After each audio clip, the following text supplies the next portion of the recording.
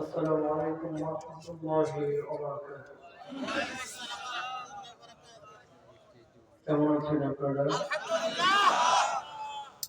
আলহামদুলিল্লাহ।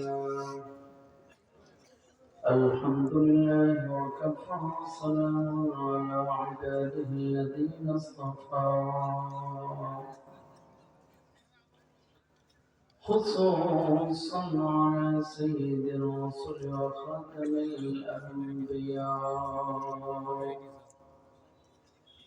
وعلى آله الأتقياء وعلى أصحابه الأصفياء ونشهد أن لا إله إلا الله وحده لا شريك له ونشهد أن محمدا عبده ورسوله. أما بعد فأعوذ بالله من الشيطان الرجيم. بسم الله الرحمن الرحيم.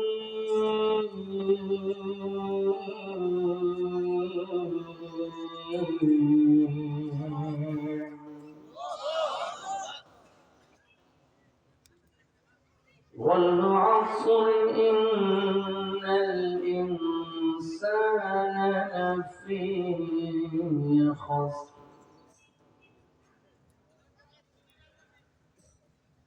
إلا الذين آمنوا وعملوا الصالحات وتواصوا بالحق وتواصوا بالصبر.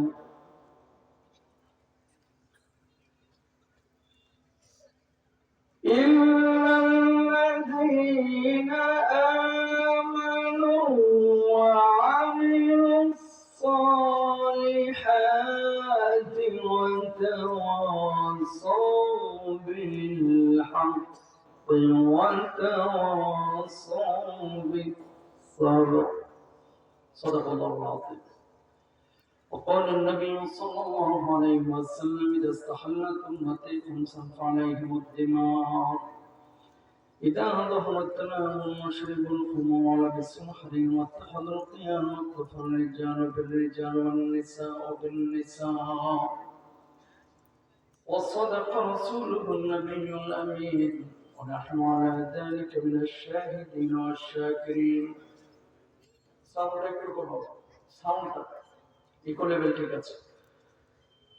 ونحن على ذلك من الشاهدين والشاكرين والحمد لله رب العالمين. وقال تعالى في شان حبيبه إن الله وملائكته يصلون على النبي يا أيها الذين آمنوا صلوا عليه وسلموا تسليما. درود بهم شوي. اللهم صل على محمد وعلى آل محمد كما صليت على إبراهيم وعلى آل إبراهيم إنك حميد مجيد. اللهم بارك على محمد وعلى آل محمد كما باركت على إبراهيم وعلى آل إبراهيم إنك حميد مجيد. হালুয়াঘাট যুব ব্যবসায়ী ফাউন্ডেশন এর উদ্যোগে আদর্শ সমাজ গঠনের লক্ষ্যে সিরাতুন নবী সাল্লাল্লাহু আলাইহি ওয়াসাল্লাম উপলক্ষে 13তম ওয়াজ মাহফিলে উপস্থিত সম্মানিত সভাপতি, আমার অত্যন্ত শ্রদ্ধার ভালোবাসার, সম্ভবত অসুস্থতার কারণে ওস্তাদ আসতে পারেন না, এটা আছে শেখুল হাদিস আল্লামা শামসুল হক। আচ্ছা, হাফিজাহুল্লাহ। আল্লাহ সুবহানাহু ওয়া তাআলা উস্তাদের হায়াতে ইলমে আমল ভরপুর বারাকা দান করুন। সবাই বলেন আমিন। সহসভাপতি জনাব মুফতি আব্দুল্লাহ আল মামুন সাহেব আবার পূর্বে আলোচনা করেছেন সারা বাংলায় আলম সৃষ্টিকারী মুফাসসির কোরআন মুফতি আবুল কালাম তৈয়বী।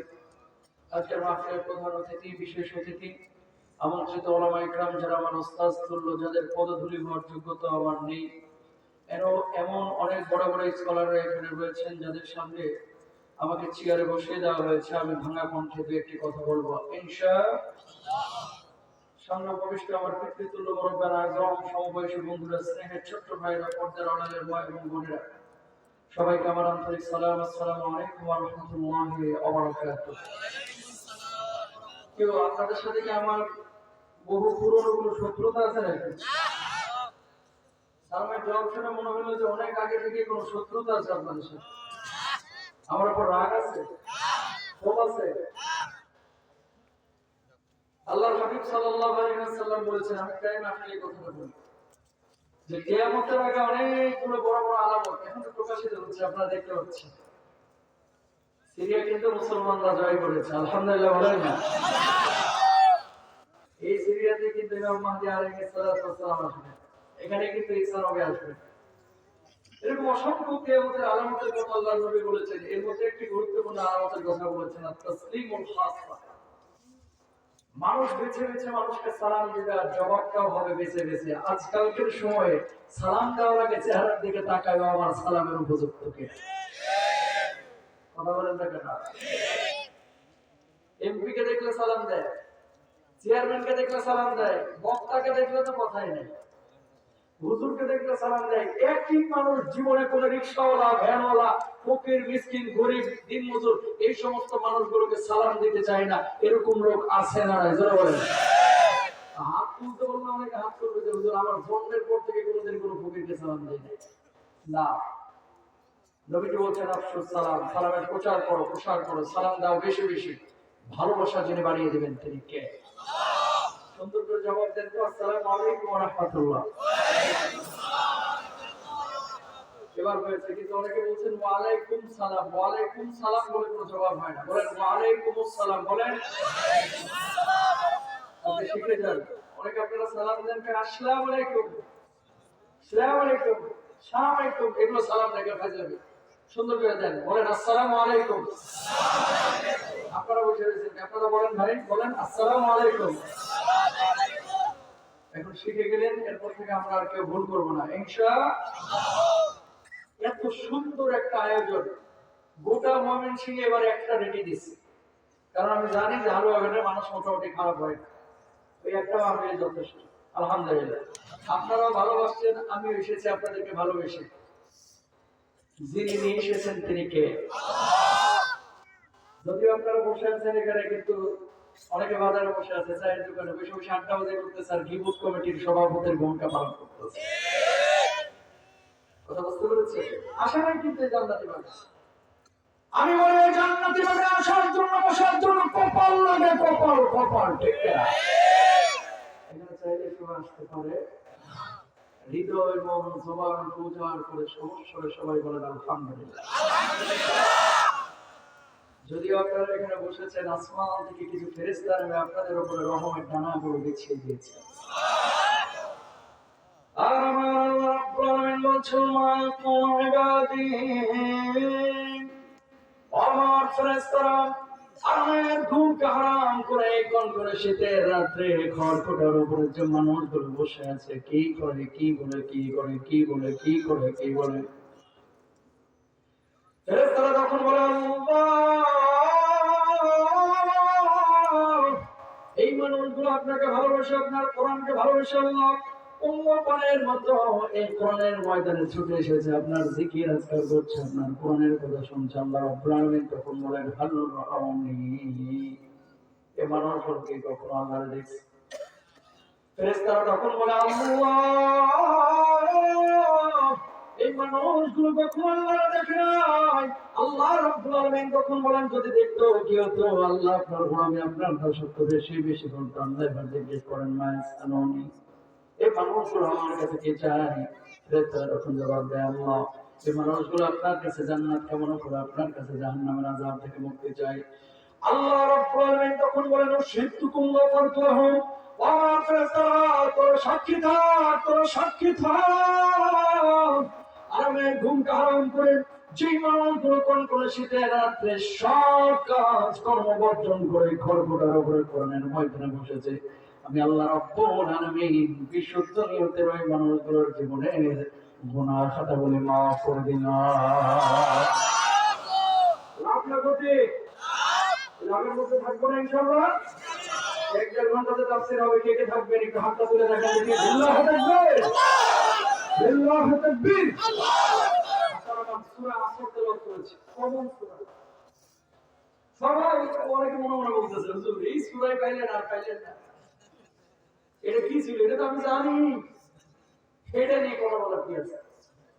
আল্লাহ যদি ৮২ বার নামাজের কথা বলতে পারে, এই সূরা আপনার সামনে একবার শুনছেন আর একবার শুনতে সমস্যাটা কোথায়? আগে শুনেন, কিছু কথা পাবেন ইনশাআল্লাহ।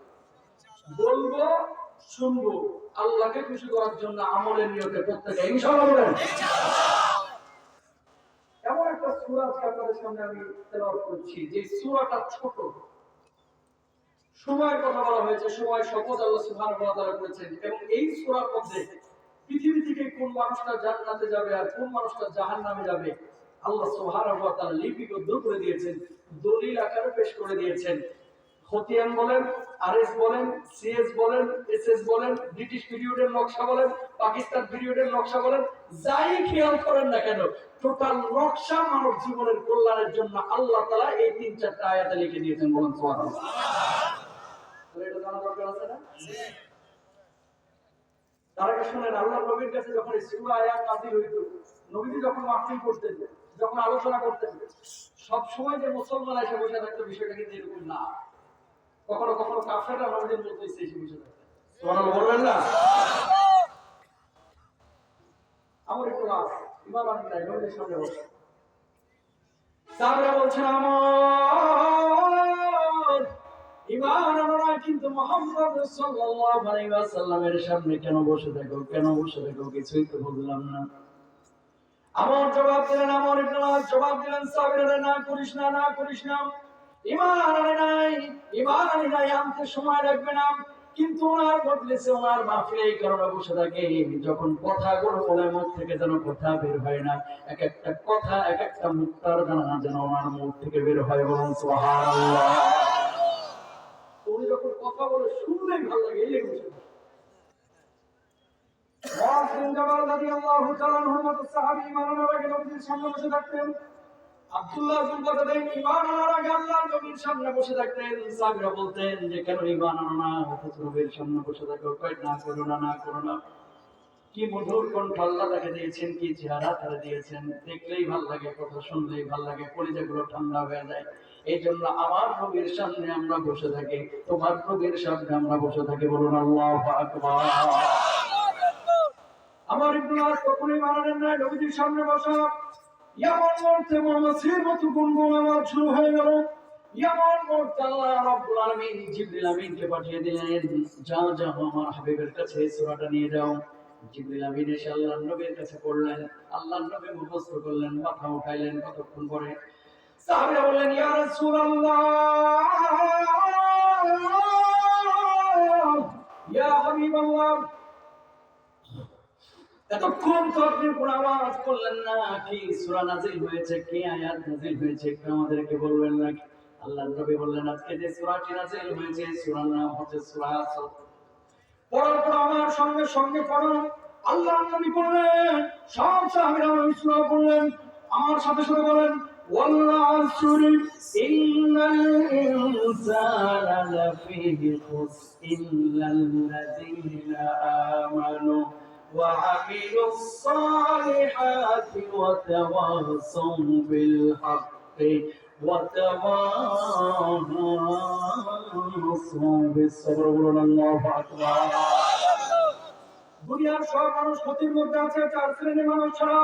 1 নম্বর যারা ঈমান এনেছে, 2 নম্বর যারা সৎ কাজ করেছে, 3 নম্বরে যারা সৎ উপদেশ মানুষকে দিয়েছে, 4 নম্বরে যারা ধৈর্য ধারণ করেছে।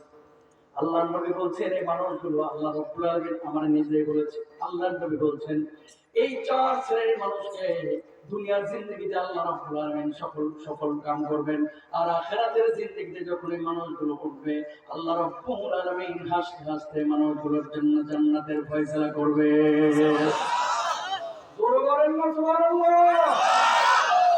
ইল্লাল্লাযীনা আমানু, যারা ঈমান এনেছে। এবার আপনারা বলেন, আপনারা ঈমানদার নাকি কাফের? সবাই ঈমানদার না? হিন্দু, বৌদ্ধ, খ্রিস্টান এখানে থাকতে পারেন, আলহামদুলিল্লাহ, ওয়েলকাম। কোরআনের এই সুশীতল ছায়াতলে আসেন পরিজাত ছোট্ট ভাইরা। আপনি হিন্দু হলে আপনার জায়গায় এখানে না, আপনি আমার এই মঞ্চের পাশে বসবেন, ওয়েলকাম, আসেন। আমি বলি মঞ্চে আপনার জায়গায়। যারা কোরআনকে মহব্বত করে অমুসলিম এখানে এসেছে, তাদেরকে কোরআনের সৌন্দর্যটা বেশি ভালো করে বোঝানো দরকার, ঠিক না? কিন্তু সমস্যা এক জায়গায় আছে। হিন্দু, খ্রিস্টান, বৌদ্ধ আমার দেশে, বাংলাদেশে আজকে থেকে না, সেই যুদ্ধের পর থেকে, স্বাধীনতার পর থেকে এদেশে মন্দির মসজিদ পাশাপাশি অবস্থান হয়েছে। কোন আলেম, কোন হুজুর, কোন বক্তা, কোন খতিব, কোন কওমি মাদ্রাসার ছাত্র, কোন আলিয়া মাদ্রাসার ছাত্র রাতের অন্ধকারে কখনো মন্দিরে হামলা করতে যায় নাই, হিন্দুকে আঘাত করতে যায় নাই। কিন্তু বাংলার জমিনে কিছু মুসলমান তৈরি হয়েছে যারা ইসকনের পক্ষ নিয়ে কথা বলে, আমার মুসলমানদের বিরুদ্ধে বলে ওড়ায়, আলেমদের বিরুদ্ধে বলে ওড়ায়। গোটা ময়মনসিংহে একজন এরকম আমার আছে না? 5 আগস্টের পরে আমার ছাত্র ভাইরা সকাল পর্যন্ত, ফজরের নামাজের আগ পর্যন্ত মন্দিরগুলো পাহারা দিয়েছে, নামাজ আদায় করেছে, ফজরের নামাজ মন্দিরের সামনে। ভুল বুঝবেন না, হিন্দুরা আমাদের পাশে থাকবে, খ্রিস্টান আমাদের পাশে থাকবে, ইহুদিরা থাকবে, কিন্তু কোন জঙ্গি হিন্দুকে বাংলার জমিনে জায়গা দেওয়া হবে না। এর জায়গা হচ্ছে দিল্লিতে, ঢেকে রাখবে না। জঙ্গি হিন্দু কারা? 16 বছর যারা বাংলার জমিনে ছিল, এই ইসকনের পিয়ারের দোস্ত এবং এই লোকগুলোই হচ্ছে বন্ধুত্ব করেছিল ইসকনের সঙ্গে, যারা বাংলার জমিনে দাপিয়ে মেরেছে আর আমরা জেলখানার মধ্যে বসেছে, ঠিক করে ভাইরা।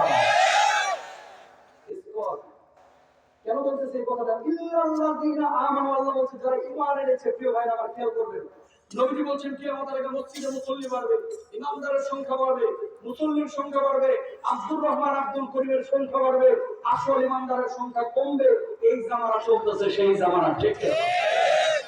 আব্দুর রহিমের অভাব নাই, আব্দুর রহমানের অভাব নাই। মসজিদে জুমার নামাজে ওরে বাপ রে বাপ, আত্মা ধরে যেতেছে, কপালে 6 ইঞ্চি কালো দাগ মারার সুদের মায়া এখনো ছাড়তে পারবো না। সরি, আমার ভুল হয়েছে, আমার ক্ষমা করে দেবেন। এই এলাকায় একটা সুদ করবে আছে না? রাইজর বলে একদিকে আপনি নামাজ পড়তেছেন, সামনের কাতারে সেজদা দিতে দিতে কপালে দাগ, অন্যদিকে আপনি সুদি কারবার করলেন। যেই কোরআনে আল্লাহ ইমানের কথা বললো, ওই কোরআনে আল্লাহ সুদকে হারাম করলো। একটা মানলেন আর একটা মানলেন না, প্রকৃত মুসলমান বলা যাবে? যাবে? ইউসবিহুর রাজুলু মুমিনা ওয়া ইউমসি কাফিরা।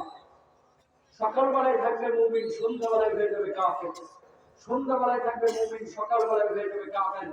হাজার হাজার মানুষ বাংলাদেশে ভাই ঈমান নাই, নামাজ পড়তেছে, ঈমান নাই, রোজা করতেছে, ও জানেও না যে ওর ঈমান নাই, ও মুশরিক, টাটকা মুশরিক, মুনাফিক, ও জানেও না। অথচ এই মানুষগুলো ঈমানদার, দাবি করতেছে আসলে ঈমান না। ঠিক কথা বলেন না?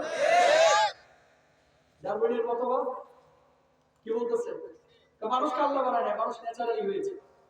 কেমনে হয়েছে? মানুষ আগে ছিল বানর, লাফাইতে লাফাইতে লেজ পড়ে পশু করে মানুষ হয়ে গেছে। নাউজুবিল্লাহ। নাউজুবিল্লাহ এখানে বলেন না, বাড়িতে যে কম্বলের নিচে ঢুকে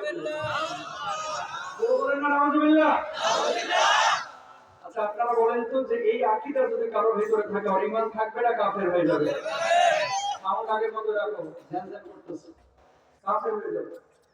কোরআনুল কারীমে আল্লাহ রাব্বুল আলামিন পুরো কোরআনের মধ্যে যতগুলো আয়াত নাযিল করেছে, একটা আয়াতের কিছু অংশ কেউ যদি অস্বীকার করে, ঈমান থাকবে না, ডিরেক্ট কাফের হয়ে যাবে। কিন্তু আল্লাহ রাব্বুল আলামিন কি বললেন খেয়াল করেন, আফাতুমিনুনা বিবাদিল কিতাবি ওয়া তাকফুরুনা বিবাদ। বলুন আল্লাহু আকবার। এরা কোরআনুল কারীমের কিছু আয়াত মানে আর কিছু আয়াত মানে না, বেছে বেছে ওই আয়াতগুলো মানে, যেটা আপনি খেয়াল করে দেখেন এলাকার মধ্যে অনেক মানুষ নামাজ পড়ে, রোজা করে, হজ করে, যাকাত দেয় না, নামাজ পড়ে, রোজা করে, হজ করে, বউকে পর্দা করায় না, যে কোরআনুল কারীমের মধ্যে আল্লাহ রাব্বুল আলামিন নামাজ রোজাকে হজকে যাকাতকে ফরজ করেছেন, ওই কোরআনে আল্লাহর জমিনে আল্লাহ রাব্বুল আলামিন কোরআনের আইন বাস্তবায়ন করাকেও ফরজ করেছেন। নামাজ পড়ার ব্যাপারে যত মানুষ সচেতন, আল্লাহর জমিনে আল্লাহর কোরআনের আইন বাস্তবায়নের ক্ষেত্রে এতটা সচেতনতা নাই, ঠিক কিনা? এখন তো বলবেন যে হুজুর ঢাকা থেকে আইছেন ভাড়া হতে ৬০,০০০ জন্য, বুকে হাত দিয়ে বলেন নামাজ পড়তে রাজি আছি, যাকাত দিতে রাজি আছি, হজ করতে রাজি আছি। যদি বলা হয় কোরআনের পক্ষে কথা বলেন, সংসদে কোরআনটা ঢোকানোর প্রয়োজন আছে, ওই জায়গায় কোরআন অনেকের ভোট দেয় না, ঠিক করে ভাইরা। তখন হিন্দু ধরে হেরে উঠবে, কথা বলেন না কেন? আর দল আপনি কোনটা করেন এটা আপনার একান্ত ব্যক্তিগত ব্যাপার। আপনি বিএনপি করবেন না, আওয়ামী লীগ করবেন না, জাতীয় পার্টি না, জামাত করবেন, যে লোকটা কোরআনের পক্ষে তার পক্ষে আমি আপনিও, ঠিক কিনা? যদি কোন বিএনপির লোক, কোন আওয়ামী লীগের লোক, কোন জামাতের লোক প্রকাশ্যে আল্লাহ আল্লাহ রাসূলের বিপক্ষে কথা বলে, আল্লাহর কসম করে মুসলমান তারা সমর্থন দিতে পারে না, ঠিক কিনা? এখন আপনি যে দাবি করতেছেন আপনি মুসলমান, উদাহরণ দিব, সময় আসতেছে, খেয়াল করেন। সূরাটা যখন নাযিল হয়েছে আমর ইবনুল আস বসার সামনে, তখন কাফের, দুঃখজনক হলেও সত্য, দুইটা সিঙ্গারা এক ঢোক বুকের জন্য যোহর থেকে মাগরিব পর্যন্ত কয় আমার নেতার চরিত্র ফুলের মতো পবিত্র। নেতা নামাজ পড়ে না এক ওয়াক্ত, অথচ ফুলের মতো চরিত্র যোহর থেকে মাগরিব পর্যন্ত ঘোষণা করলো, দুইটা সিঙ্গারা এক ঢোক কোকের জন্য। ও ভাই, এই লোকটা তুমি যদি সামলাইতে না পারো, দাজ্জালের জান্নাত যদি এখনই দেখানো হয়, সেই লোক তুমি কেমনে সামলাইবা, ঠিক কিনা ভাইরা? এজন্য বলছিলাম পরশুদিনের মাহফিলে, আজকে যদি দাজ্জাল বাংলাদেশে আসতো ৯২% মানুষ ইমান হারা হয়ে যেত। কথা বলেন না? ব্যাংক থেকে লাখে সুদ দিচ্ছে ৩৫০ টাকা ৪০০ টাকা, এই লোক সামলাইতে পারতেছে। লাখে সুদ ৩৫০ টাকা। ওই মিথ্যুক চাঁদাবাজ লিডার, যেটা ওই অটোর কাছ থেকে ২০ টাকা চাঁদাবাজি করে, এর পক্ষে কথা বলতেছে দুইটা সিঙ্গারা ২০০ টাকা লেগে। তুমি এই লোক সামলাইতে পারো না, দাজ্জাল যখন জান হাতে এই যে জান্নাত দেখাবে, ওই লোক তুমি কেমনে সামলাইবা? ইমানদার নবায়ন করেন, ঠিক কিনা ভাই? আমর ইবনুল আস বসা, ওই যে সূরা আসর নাযিল হলো, আমর ইবনুল আস বলতেছে সাহাবীদেরকে, এই তোমরা তো মুখস্থ করলা, আমার আরেকবার শোনাও না সূরাটা, আমি একটু মুখস্থ করি। অথচ কাফের, আল্লাহু আকবার বলবেন না? তখন কিন্তু ঈমান আনে নাই, তখন কাফের। তো সাহাবীরা বলছে যে শুনো তাহলে, ২-৩ বার বলছে, কাফের হওয়ার পর সূরা মুখস্থ করে ফেলেছে। আল্লাহু আকবার। আমর ইবনুল আস সূরা মুখস্থ করার পরে পরবর্তী দিন গিয়েছে তার বন্ধুর কাছে, কারণ তখনও তিনি ঈমান আনেন নাই, তিনি ছিলেন কাফের। তার বন্ধু ছিল মুসাইলামাতুল কাজ্জাব। এই মুসাইলামাতুল কাজ্জাব নিজের শেষ জামানার নবী দাবি করেছিল, মিথ্যা নবী। আমর ইবনুল আসের সাথে তার বন্ধুত্ব ছিল, যাওয়ার পরে বললেন মুসাইলামারে, আবু বকরের নবীর উপরে ২ দিন ৩ দিন পর পরে আয়াত নাযিল হয়, সূরা নাযিল হয়, তুই যে নিজের নবী দাবি করেছিস, তোর উপরে কেন সূরা নাযিল হয় না? মুসাইলামাতুল কাজ্জাব জবাব দিল, আমার উপর সূরা নাযিল হয়, আয়াত নাযিল হয়, কিন্তু মুহাম্মদের মতো আমি সবার সামনে বলে বেড়াই না, আমি এটা গোপন করে রাখি। বলেন না আউযুবিল্লাহ, সাল্লাল্লাহু আলাইহি ওয়াসাল্লাম বলেন। তো ওনার উপর আয়াত নাযিল হইলো, মানুষের সামনে বলে বেড়াই, আমি কিন্তু মানুষের সামনে বলি না।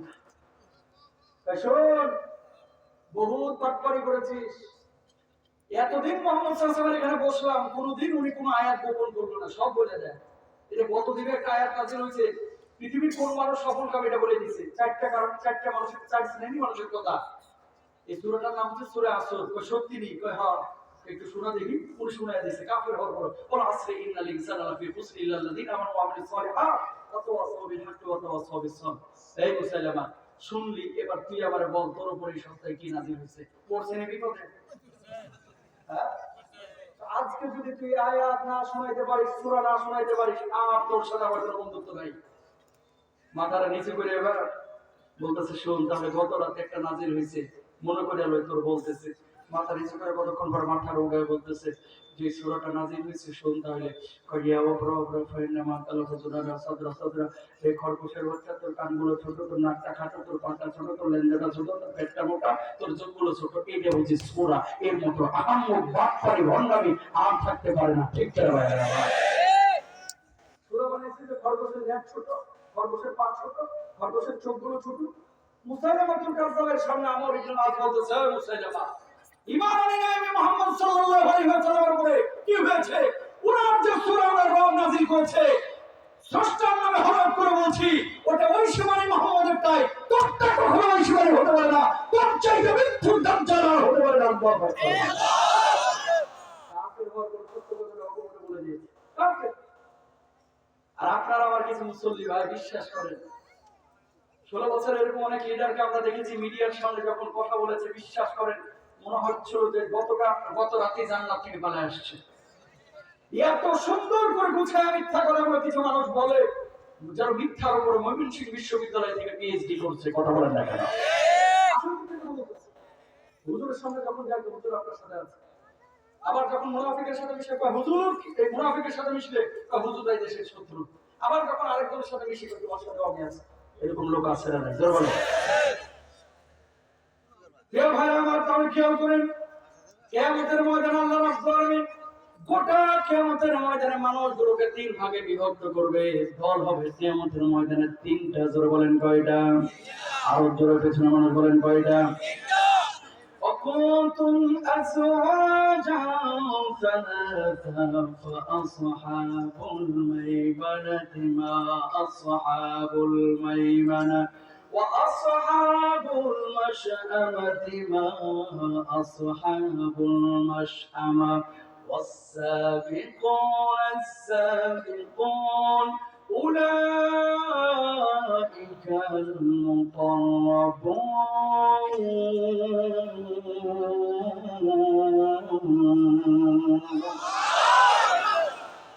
দল থাকবে না, 14 দল থাকবে না, 21 দলীয় জোট থাকবে না, 4 দলীয় জোট থাকবে না।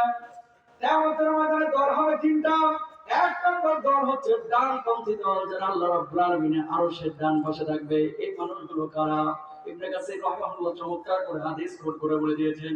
এই মানুষগুলো ঈমান এনেছিল, এই মানুষগুলো নামাজ পড়েছিল, এই মানুষগুলো রোজা করেছিল, হজ করেছিল, যাকাত দিয়েছিল। আল্লাহ রাব্বুল আলামিন যত বিধান দিয়েছেন হালাল বিধানগুলোকে বাস্তবায়িত করেছিল, হারাম থেকে বেঁচেছিল। এই মানুষগুলো কিয়ামতের ময়দানে আল্লাহ রাব্বুল আলামিনের আরশের ডান পাশে থাকবে। আল্লাহ রাব্বুল আলামিন এই মানুষগুলোর হৃদয় হিসাব নেওয়ার পর বলবে, যা বান্দা যা, জান্নাতের যেই দরজা দিয়ে খুশি সেই দরজা দিয়ে আল্লাহর জান্নাতে চলে যাও। বলুন সুবহানাল্লাহ।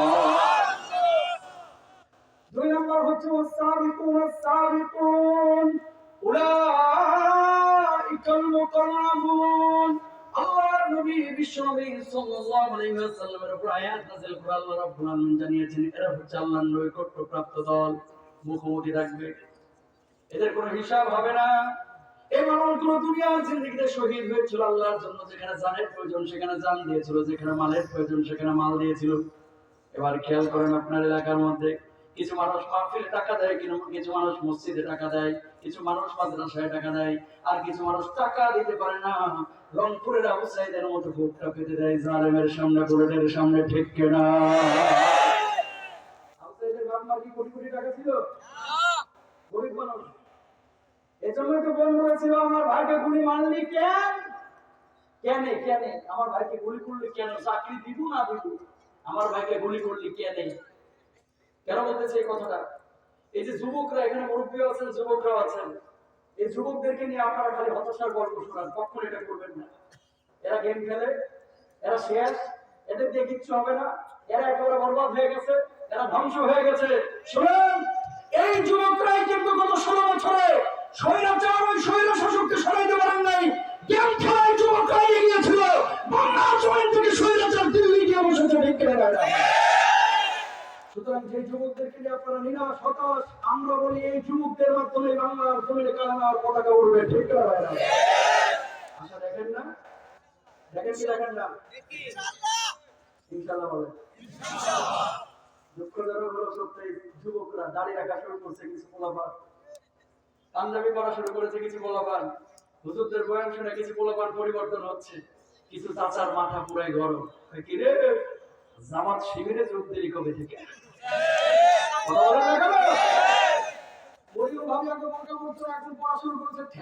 কথা বলে কি তো ভাবি তোমরা করে কথা বল না। 5 জন মিলে বসেছে বিড়ি খাওয়ার জন্য, চারজনে খায় একজনে খায় না, একজন বলতেছে বেটা চারজন খাই ঠিক আছে খা, দুইটা টান মার কিচ্ছু হবে না। বাবা দাদা দোস্ত আমার বলিস না, আমি একটু খাইতে পারবো না, নিতে পারবো না, মায়েরাই দেখ না দুই টান কি ফেলে বার মায়েরই, কিন্তু জালে বাচ্চারা একদিন খাইলে কিছু হবে না। আমরা ভালো করতেছি কি বলবো, পুরো শরীরের মধ্যে মরম লাগাবো কোথায়, সুদকে ইন্টারেস্ট বলে জায়েজ করে ফেলতেছে, ঘুষকে বলতেছে বকশিস, যৌতুককে বলতেছে ডিমান্ড। চ্যানেলে আমার মেয়েটা নাচতে নাচতে ফার্স্ট হয়েছে, মাশাআল্লাহ বলতেছে আবার, আলহামদুলিল্লাহ আমার মেয়েটা ডান্সে এবার ফার্স্ট হয়েছে। কথা বলেন না কেন?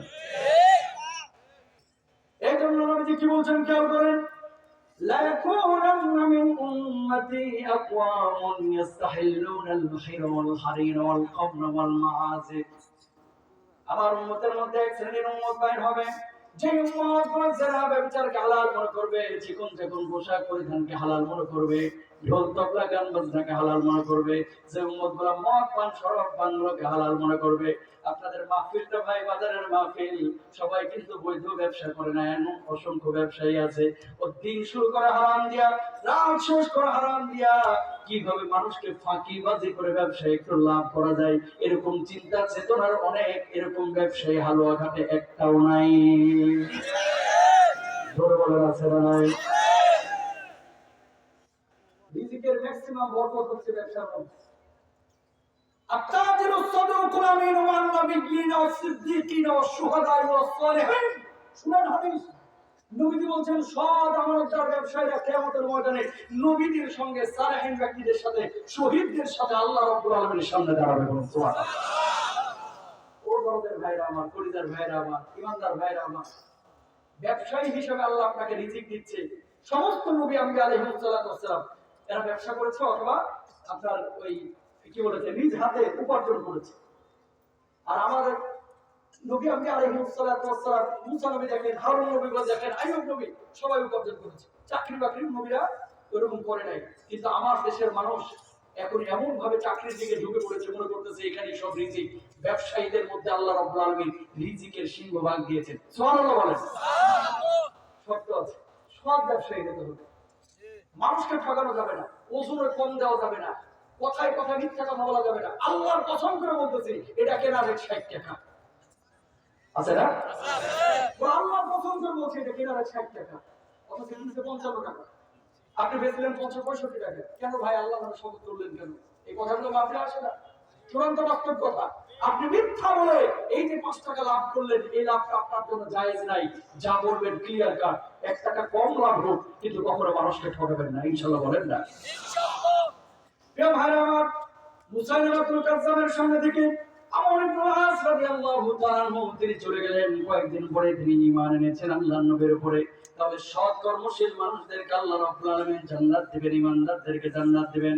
আজকে সমস্যা হচ্ছে বাপ ছিল মুসলমান, দাদা ছিল মুসলমানের জন্য অটো মুসলমান হয়ে গেছি, আমরা ঈমানের কদর করতে পারি না, ঈমানের কদর করতে পারি না। অথচ সাহাবীরা কিভাবে ঈমান এনেছিলেন খেয়াল করেন। আল্লাহর নবীর একজন যুবক সাহাবী সাদ সালামী রাদিয়াল্লাহু তাআলা আনহু আল্লাহর নবীর পাশে বসা নবীজিকে বললেন, ইয়া রাসূলুল্লাহ, ঈমান এনেছি আমি কয়েকদিন হয়ে গেল, সব বিধান আমি মেনেছি, কিন্তু একটা বিধান তো আমি এখনো মানতে পারলাম না। কয় কি বিধান মানতে পারো নাই? আল্লাহর নবী আপনি বিয়ের কথা বলেছিলেন, আমি তো বিয়ে করতে পারলাম না। আল্লাহর নবী বললেন, কেন বিয়ে করতে পারো নাই? কয় টাকা নাই, পয়সা নাই, কেউ তো আমার সঙ্গে বিয়ে দিতে চায় না, মদিনার কেউ বিয়ের জন্য রাজি না। আল্লাহর নবী বললেন, যাও যাও, মদিনার মুখে একজন মানুষ আছে যার নাম হচ্ছে ইবনে ওয়াহাব, তার কাছে যাও, যাওয়ার পরে বলবা আমি নবী তোমারে পাঠিয়েছি তার মেয়েটাকে তোমার সঙ্গে বিয়ে দিতে। তিনি গিয়েছেন, যাওয়ার পরে সালাম দিলেন, দেওয়ার পরে বললেন, ইবনে ওয়াহাব আপনার মেয়ের সঙ্গে আবার বিয়ের ব্যবস্থা করেন, আল্লাহর নবী আমারে পাঠিয়েছেন। সঙ্গে সঙ্গে ক্ষিপ্ত হয়ে গেলেন, এত বড় সাহস! মদিনায় বাড়ি নাই, গাড়ি নাই, সম্পদ নাই, চাকরি বাকরি নাই, অথচ তুমি আমার মেয়েকে বিয়ে করার জন্য এসেছো। এই মুহূর্তে আমার সামনে থেকে দূর হয়ে যাও, দূর হয়ে যাও। দূর দূর করে দাঁড়িয়ে দিলেন। ঘরের মধ্যে থেকে বিয়েটা শুনেছেন ওই ইবনে ওয়াহাবের মেয়ে, দৌড়ে এসে বাপকে বললেন, আব্বা যে মানুষটাকে আল্লাহ নবী নির্বাচিত করে আমার জন্য পাঠিয়েছিলেন সেই মানুষটাকে আপনি দূর দূর করে তাড়িয়ে দিলেন। কাজটা কিন্তু ভালো হয় নাই। সংসার করব আমি, আল্লাহ নবী আমার জন্য বিয়ের ব্যবস্থা করেছেন, আপনি সেই ছেলেকে আমার জন্য বিয়ের জন্য নির্ধারণ করেন। আল্লাহ নবীর কাছে গিয়ে সরি বলেন, ক্ষমা চান, আমি ওই ছেলেকে বিয়ে করতে চাই। এবার ইবনে ওয়াহাব দৌড় দিয়ে গেলেন আল্লাহ নবীর কাছে, যাওয়ার পর বলেন, ইয়া রাসূলুল্লাহ, আমি ভুল করেছি। ও আল্লাহর নবী, আপনার মেহমানকে আমার বাড়ির সামনে থেকে দূর দূর করে তাড়িয়ে দিয়েছে, আমার মেয়ের জন্য আপনি পাঠিয়েছিলেন। এই মেয়ে তো ছেলেকে বিয়ে করতে চায়, আপনি বিয়ের ব্যবস্থা করেন। আল্লাহ নবী বললেন, ও ইবনে ওয়াহাব, তুমি অপেক্ষা করো, আমি ডাকি সাদ সালামকে। ও সাদ, তোমার জন্য বিয়ে এখন রেডি আছে, তুমি বিয়ে করে ফেলো। আল্লাহ নবী, আমার কাছে তো কোনো টাকা পয়সা নাই, কিভাবে আমি বিয়ে করবো? আল্লাহ নবী বললেন, যাও যাও যাও, অমুক সাহাবীর কাছে যাও, 200 করে 400 দিরহাম নিয়ে আসো। নিয়ে আসার পরে তুমি বিয়ের ব্যবস্থা করো, বিয়েটা আঞ্জাম দাও, বিয়েটাকে সম্পাদন করো। ততক্ষণ পর 400 দিরহাম এরেঞ্জ হলো। এবার আল্লাহ নবীর কাছে পারমিশন নিয়ে তিনি গিয়েছেন বাজারে কিছু কেনাকাটা করার জন্য। বাজারে কেনাকাটা হলো, বিয়ের কেনাকাটা। হঠাৎ জিহাদের ময়দানে ডাক পড়ে গেছে। চিন্তার মধ্যে পড়ে গেলেন, জিহাদের ময়দানে যাবেন, জিহাদের ময়দানে যাবেন নাকি বিয়ের মঞ্চে যাবেন, বিয়ের বন্দোবস্ত করবেন। বাসর যদি হয় দুনিয়ার কোন মেয়ের সঙ্গে আজকে বিয়ে করতে হবে, মেয়ের সঙ্গে বিয়ে যদি হয় তাহলে বাসরটা হবে দুনিয়ার কোন সুন্দরী নারীর সঙ্গে, ইবনে ওয়াহাবের মেয়ের সঙ্গে। আর যদি জিহাদের ময়দানে আমি গিয়ে শহীদ হই, আল্লাহ রাব্বুল আলামিনের জান্নাতে আজকে আমার হুরদের সঙ্গে বাসর হবে। বলুন আল্লাহু আকবার। বিয়ের কেনাকাটা হয়েছে, জিনিসপত্রগুলো দোকানে ফিরিয়ে দেয়া, বলতেছে যে ভাই আমার বিয়ের দরকার নাই, আমার টাকাগুলো ফেরত দিই। কেন, কি হয়েছে স্যার? জিহাদের ময়দানে ডাক পড়ে গেছে, টাকাগুলো দে, আমি জিহাদের ময়দানের জন্য অস্ত্র রেডি করব, কিনবো। টাকাগুলো নিয়েছেন, নেওয়ার পরে জিহাদের ময়দানের জন্য কিছু অস্ত্র কিনেছেন। কেনার পরে চিন্তায় করছেন, নবীজি তো জানে যে আজকে আমার বিয়ে, যদি যুদ্ধের ময়দানে মুখ খোলা অবস্থায় যায়, আল্লাহ নবী আমার দেখে দূর করে তাড়িয়ে দিবে। যা বেটা, আজকে তোর বিয়ে, তুই কেন এখানে জিহাদের ময়দানে এসেছিস? কারো মাত্রার বা রুমাল দিয়ে মুখটারে পেঁচায় যুদ্ধের ময়দানে ক্ষিপ্র গতিতে হাজির হয়ে গেল। কাফের মুশরিক কয়েকজনকে জাহান্নামে পাঠায় দিয়ে নিজেও শাহাদাতের অমৃত সুধা পান করলেন। আল্লাহু আকবার। নবীজি বলতেছেন, সাহাবীরা লাশগুলো নিয়ে আসো। নিয়ে আসা হলো, একজন একজন করে কয়েকজনের লাশ নিয়ে আসা হলো। ওনার চেহারা দেখে নবীজি আঁতকে উঠেছেন, ফুপিয়ে ফুপিয়ে কাঁদলেন। আরে সাহাব সামনে আজকে বিয়ে না কথা বলি তো, বিয়ে না করে আজকে জিহাদের ময়দানে তুই চলে এসেছিস। নবীজি কাঁদতেছে, মুখের দিকে তাকায় কান্দে, আকাশের দিকে তাকায় হাসে। সাহাবীরা বলছেন, ইয়া রাসূলুল্লাহ, জানি আপনার মনটা খারাপ, চেহারার দিকে তাকায় কাঁদতেছেন আর আকাশের দিকে তাকায় হাসতেছেন, এর মানে তো বুঝলাম না। আল্লাহর নবী জবাব দিলেন, আমি যখন তার চেহারার দিকে তাকাইলাম আবেগে কাঁদতেছি, তার প্রতি ভালোবাসা থেকে কাঁদতেছি। যাহারে বিয়ের মঞ্চ থেকে আজকে জিহাদের ময়দানে এসে শাহাদাতের অমৃত সুধা পান করলি, আকাশের দিকে তাকায় এই জন্য হাসতেছি। আমি দেখলাম জান্নাতে হুটগুলো তার সংবর্ধনা দেওয়ার জন্য ক্ষিপ্র গতিতে সবাই দৌড়ে প্রস্তুতি নিচ্ছে। জোরে সোরে বলে আল্লাহু আকবার। দেখেন, একদিকে ঈমান আর একদিকে দুনিয়া। দুনিয়ার সব ছেড়েছে, ঈমান ছাড়ে নাই। তা আপনি আমি ঈমানের দাবিতে কেন সোচ্চার থাকতে পারি না? ঈমানের দাবিতে কেন আমরা ব্যবসা বাণিজ্যের ক্ষেত্রে মিথ্যার আশ্রয় নিই? মিথ্যা কেন ছাড়তে পারি না?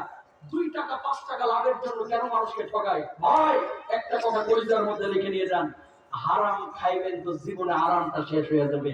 হারাম খাইবেন ছেড়ে পেলে মানুষ হবে না। হারাম খাবেন ইবাদত কবুল হবে না। হারাম খাবেন ঘরে এসি লাগাবেন মাগার ঘুমাইতে পারবেন না। হারাম খাবেন মুখে তালা পড়ে যাবে, ডাক্তার বলবে 1 কাপের বেশি ভাত খাইতে পারবেন না। কথা বলেন না কেন? তাহলে আরাম যদি পাইতে চান হালাল খাইতে হবে। প্রিয় ভাইরা আমার, তো ঈমানদার যদি দাবি করেন, কয়েকটা বিষয় আপনার মাথায় রাখতে হবে। আল্লাহর প্রতি বিশ্বাস স্থাপন করতে হবে, নবীর প্রতি বিশ্বাস স্থাপন করতে হবে, আখিরাতের প্রতি বিশ্বাস স্থাপন করতে হবে, সাহাবীর রিদওয়ানুল্লাহি আলাইহিম আজমাইনদেরকে ভালোবাসতে হবে, নবী যে সুন্নাহ রেখে গেছে সেগুলোকে বাস্তবায়ন করতে হবে। কোরআনুল কারীমে আল্লাহ রাব্বুল আলামিন যত বিধান দিয়েছেন সব বিধানগুলোকে বাস্তবায়ন করতে হবে। কিন্তু বাংলার জমিনের আমাদের মানুষরা কিছু অংশ মানতেছে, কিছু অংশ মানতেছে না। যেটা ভালো লাগে সেটা মানে, যেটা ভালো লাগে না সেটা মানে না। লাউ খাওয়া সুন্নত এটা ভালো করে জানে, মিষ্টি খাওয়া সুন্নত এটা ভালোই জানে, জ্বরের পর একটু ঘুমানো এটা ভালোই জানে, বিয়ে কয়েকটা করা যায় না সেটাও ভালো করে জানে।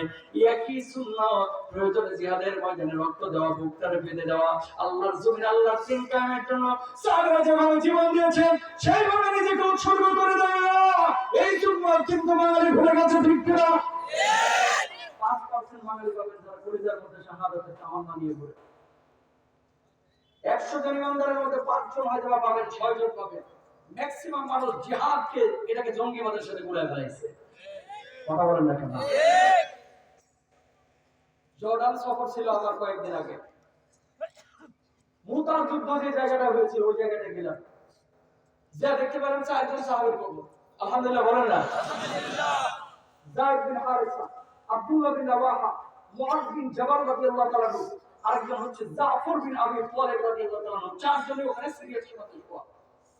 4 জনের কবরে জিয়ারত করলাম। আলহামদুলিল্লাহ বলেন? আলহামদুলিল্লাহ।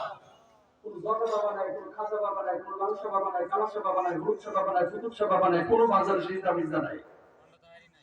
যেই কবরটা, যে যুদ্ধটা আল্লাহর নবীর মুতার যুদ্ধ, আল্লাহ রাব্বুল আলামিনের ইশারায় সংগঠিত হয়েছিল, কেন হয়েছিল? নবী রাষ্ট্রদূতকে কাফেররা হত্যা করেছিল। যে চিঠিকে কেন্দ্র করে যুদ্ধটা হয়েছিল, চিঠিটা জর্ডানের মিউজিয়ামে এখনো সংরক্ষিত আছে। বলার একটা উদ্দেশ্য আছে, নবীর রাষ্ট্রদূতকে গাছের সাথে বাইধে এরা জবাই দিল, তারপরে যে কুপাইলো, মেরে দিল। ঘটনা অনেক দীর্ঘ, বললো অনেক সময় লাগবে, এই জন্য সংক্ষেপে বলছি। আল্লাহ নবীর কাছে নিউজ পৌঁছাইল, ইয়া রাসূলুল্লাহ, আপনার সাহাবীদেরকে হত্যা করে ফেলেছে, আপনার রাষ্ট্রদূতকে তো হত্যা করেছে। নবীজি এত কষ্ট পেলেন, বলে আমার রাষ্ট্রদূতকে হত্যা করেছে। নবীজি কাঁদলেন, চোখ দিয়ে পানি পড়লো, সাহাবীদেরকে বললেন রেডি হও, জিহাদ করব। আল্লাহ নবী ওরকম সৈন্য সংখ্যা প্রায় 1 লাখ রেডি রাখছে। আল্লাহ নবী বলছে আমার কত? 3000। সাহাবীরা জবাব দিলেন, আল্লাহ নবী জবাব দিলেন যে এই 3000 নিয়ে ওই 1 লক্ষ কাফেরের বিপক্ষে আমরা যুদ্ধ করব। আল্লাহু আকবার। কেউ কেউ সন্দেহের মধ্যে, মানে সংশয়ের মধ্যে পড়লেন, সন্দেহ না, সংশয়। How can it possible? এটা কিভাবে সম্ভব? কোথায় 1 লক্ষ কাফের আর কোথায় আমরা মাত্র 3000 সাহাবী? যুদ্ধ কিন্তু মদিনায় না, মদিনা থেকে প্রায় 1300 কিলোমিটার দূরে। মুতার প্রান্তরটা কোথায়? জর্ডান, সিরিয়া, লেবানন, একেবারে কিনারায়। 1300 কিলোমিটার দূরে গিয়ে 3000 সাহাবী, মানে হালুয়াঘাটার মানুষ মুম্বাই গিয়ে জিহাদ করবে। সময় আসতেছে কিন্তু।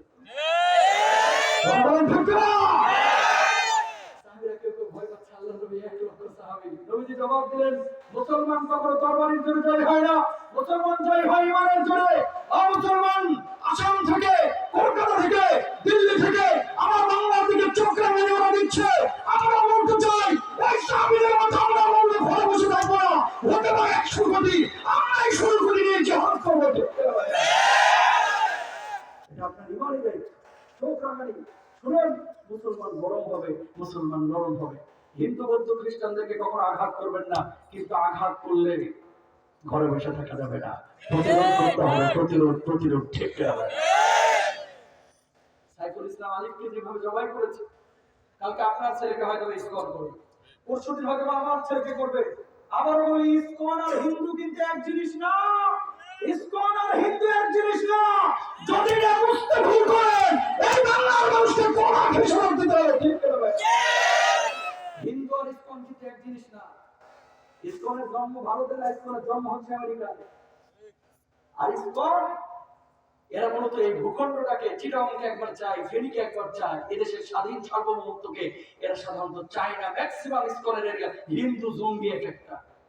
আমাদের মুসলমানদের মধ্যে কেউ অঘটন ঘটাইলে এরা জঙ্গি তকমা দেয়, আর ওরা যখন জবাই করে দুলাভাইয়ের মতো আচরণ করে, এগুলো জঙ্গি কইতে চায় না, ঠিক কিনা বলেন? 3000 সাহাবী রেডি, দাঁড়াও, যায়েদ বিন হারিসা দাঁড়াইছে। কালেমার পতাকা তোমার হাতে দিলাম, রক্ষা করতে পারবা তো? ইয়া রাসূলুল্লাহ, বুকে 1 ফোঁটা রক্ত থাকতে কালেমার পতাকাকে মাটিতে পড়তে দিব না। আল্লাহু আকবার। আব্দুল্লাহ বিন রাওয়াহা দাঁড়াও, 3000 এর দায়িত্ব 3 জনকে দিচ্ছি, দাঁড়াইছে। ও যদি শহীদ হয় তোমার পতাকার দায়িত্ব নিতে হবে, পারবা তো? আল্লাহর নবী কি বলেন? লাব্বাইক, আমি রাজি আছি। 1 ফোঁটা রক্ত থাকতে কালেমার পতাকাকে মাটিতে পড়তে দিব না। আল্লাহু আকবার বলেন। জাফর বিন আবি তালিব দাঁড়াইছে। ওরা 2 জন শহীদ হলে দায়িত্ব তোমার। ইয়া রাসূলুল্লাহ, আমিও আছি। 3000 সাহাবীকে নবী আগায় দিচ্ছেন মদিনার কিনারায়। তিনজনে ফুপিয়ে ফুপিয়ে কাঁদতেছে, চোখ দিয়ে পানি পড়তেছে। আল্লাহ নবী বলছেন, এই কান্দিস কেন? দায়িত্ব একজনকে দিলে সাহাবেরা বুঝে নিতেন যে শহীদ হবে না বা হইতেও পারে, কিন্তু তিনজনকে যখন দায়িত্ব দেওয়া হয়েছে সবাই বুঝে গেছে এই তিনজনই শহীদ হবে। আল্লাহু আকবার বলেন। দায়িত্ব কয়জনকে দেওয়া হয়েছে? তিনজনে বুঝে গেছে যে আমরা শহীদ হয়েছে। নবী আগায় দিচ্ছে, তিনজনে ফুপিয়ে ফুপিয়ে কাঁদে। নবীজি কিনারায় নিয়ে বলছে, কি রে কান্দিস কেন? শহীদ হয়ে যাবে এই জন্য কাঁদতেছিস? এই কান্দিস কেন? ছোট ছোট বাচ্চা বাড়ির মধ্যে রেখে যাচ্ছিস সেই জন্য কান্দিস? কান্দিস কেন? বউকে রেখে যাচ্ছিস সেই জন্য কাঁদিস?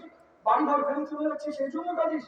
তিনজন জবাব দিল, ইয়া রাসূলুল্লাহ, ছোট্ট বাচ্চার জন্য কাঁদতেছি না, ছেলের জন্য কাঁদতেছি না, মেয়ের জন্য কাঁদতেছি না, বউয়ের জন্য কাঁদতেছি না, কাঁদতেছি আপনার নুরানি মুখখানা দেখতে পাবো না, এই জন্য কলিজাটা ফুলে পড়ে যাচ্ছে। আল্লাহু আকবার।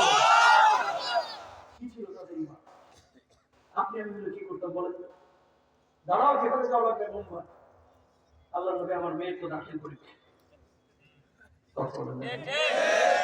দাঁড়াও আব্দুল্লাহ, জিহাদে যাওয়া লাগবে। আল্লাহ নবী মায়ের অসুস্থ। দাঁড়াও জিহাদে যাওয়া লাগবে, যায়। আল্লাহ নবী ধানগুলো পেকে গেছে, কেটে লই, তারপরে যাবেন। কথা কন না। 3000 সাহাবী কেন 1300 কিলোমিটার দূরে মুতাওয়াফান করে যুদ্ধ শুরু হলো। যায়েদ বিন হারেসা প্রথমে শহীদ হয়ে গেল। 2 নম্বর আব্দুল্লাহ বিন রাওয়াহা তিনিও শহীদ হইলেন। জাফর বিন আবি তালেব কালমার পতাকাকে উড্ডীন করে রেখেছেন। ডান হাতে কোপ দেওয়া হলো, ডান হাতটা কেটে পড়ে গেল। বাম হাতে কোপ দেওয়া হলো, বাম হাতটা কেটে পড়ে গেল। 2 হাত মাটির মধ্যে পড়ে আছে। এমন মুহূর্তে বাহু দিয়ে কালিমার পতাকাটাকে উড্ডীন করে রেখেছেন, উড্ডীন করে রেখেছেন। আবার কোপ দেওয়া হলো পিঠের উপরে, বাহুর উপরে। আর দাঁড়ায় থাকতে পারলেন না, রক্তক্ষরণ হয়ে দুর্বল হয়ে গেলেন, মাটিতে লুটায় পড়লেন। কালিমার পতাকা যখন পড়ে যাচ্ছে, দাঁত দিয়ে কামড়ায় কালিমার পতাকাটাকে উড্ডীন করে রেখেছেন। আল্লাহর নবী সাল্লাল্লাহু আলাইহি ওয়াসাল্লামের কাছে ততক্ষণে বার্তা পৌঁছে গেছে যে আপনার তিনজন সাহাবী আল্লাহ রাব্বুল আলামিনের শাহাদাত মঞ্জুর হয়েছে। তিনজনে শাহাদাতের অমৃত সুরা পান করেছে। বলুন আল্লাহু আকবার।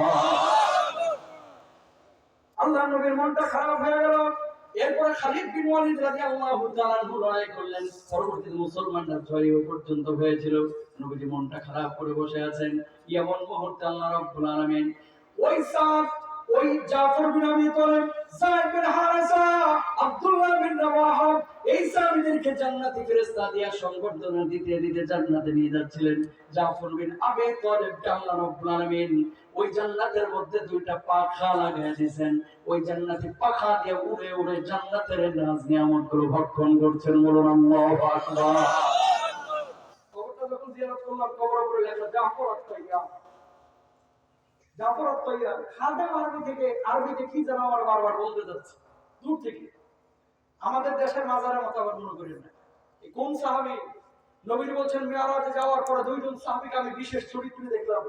একজনকে দেখলাম আমার চাচা হামজা, মণিমুক্তা খচিত সিংহাসনে গালের উপরে হাত দিয়ে ভর দিয়ে জান্নাতের নিয়ামতগুলো, চিত্রগুলো দেখতেছেন। বলেন সুবহানাল্লাহ।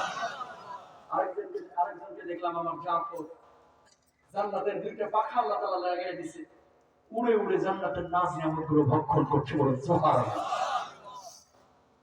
এই সাহাবীর কবরটার পাশে দাঁড়াইলাম। কোন খাজা বাবা, জকা বাবা, লালসা বাবা, কালাসা বাবা, কোন গাজা বাবা নাই, ডলাডলি নাই। খাদেমগুলো থেকে বলতেছে, হুজুর একটা কথা বলি, কি মিছিল?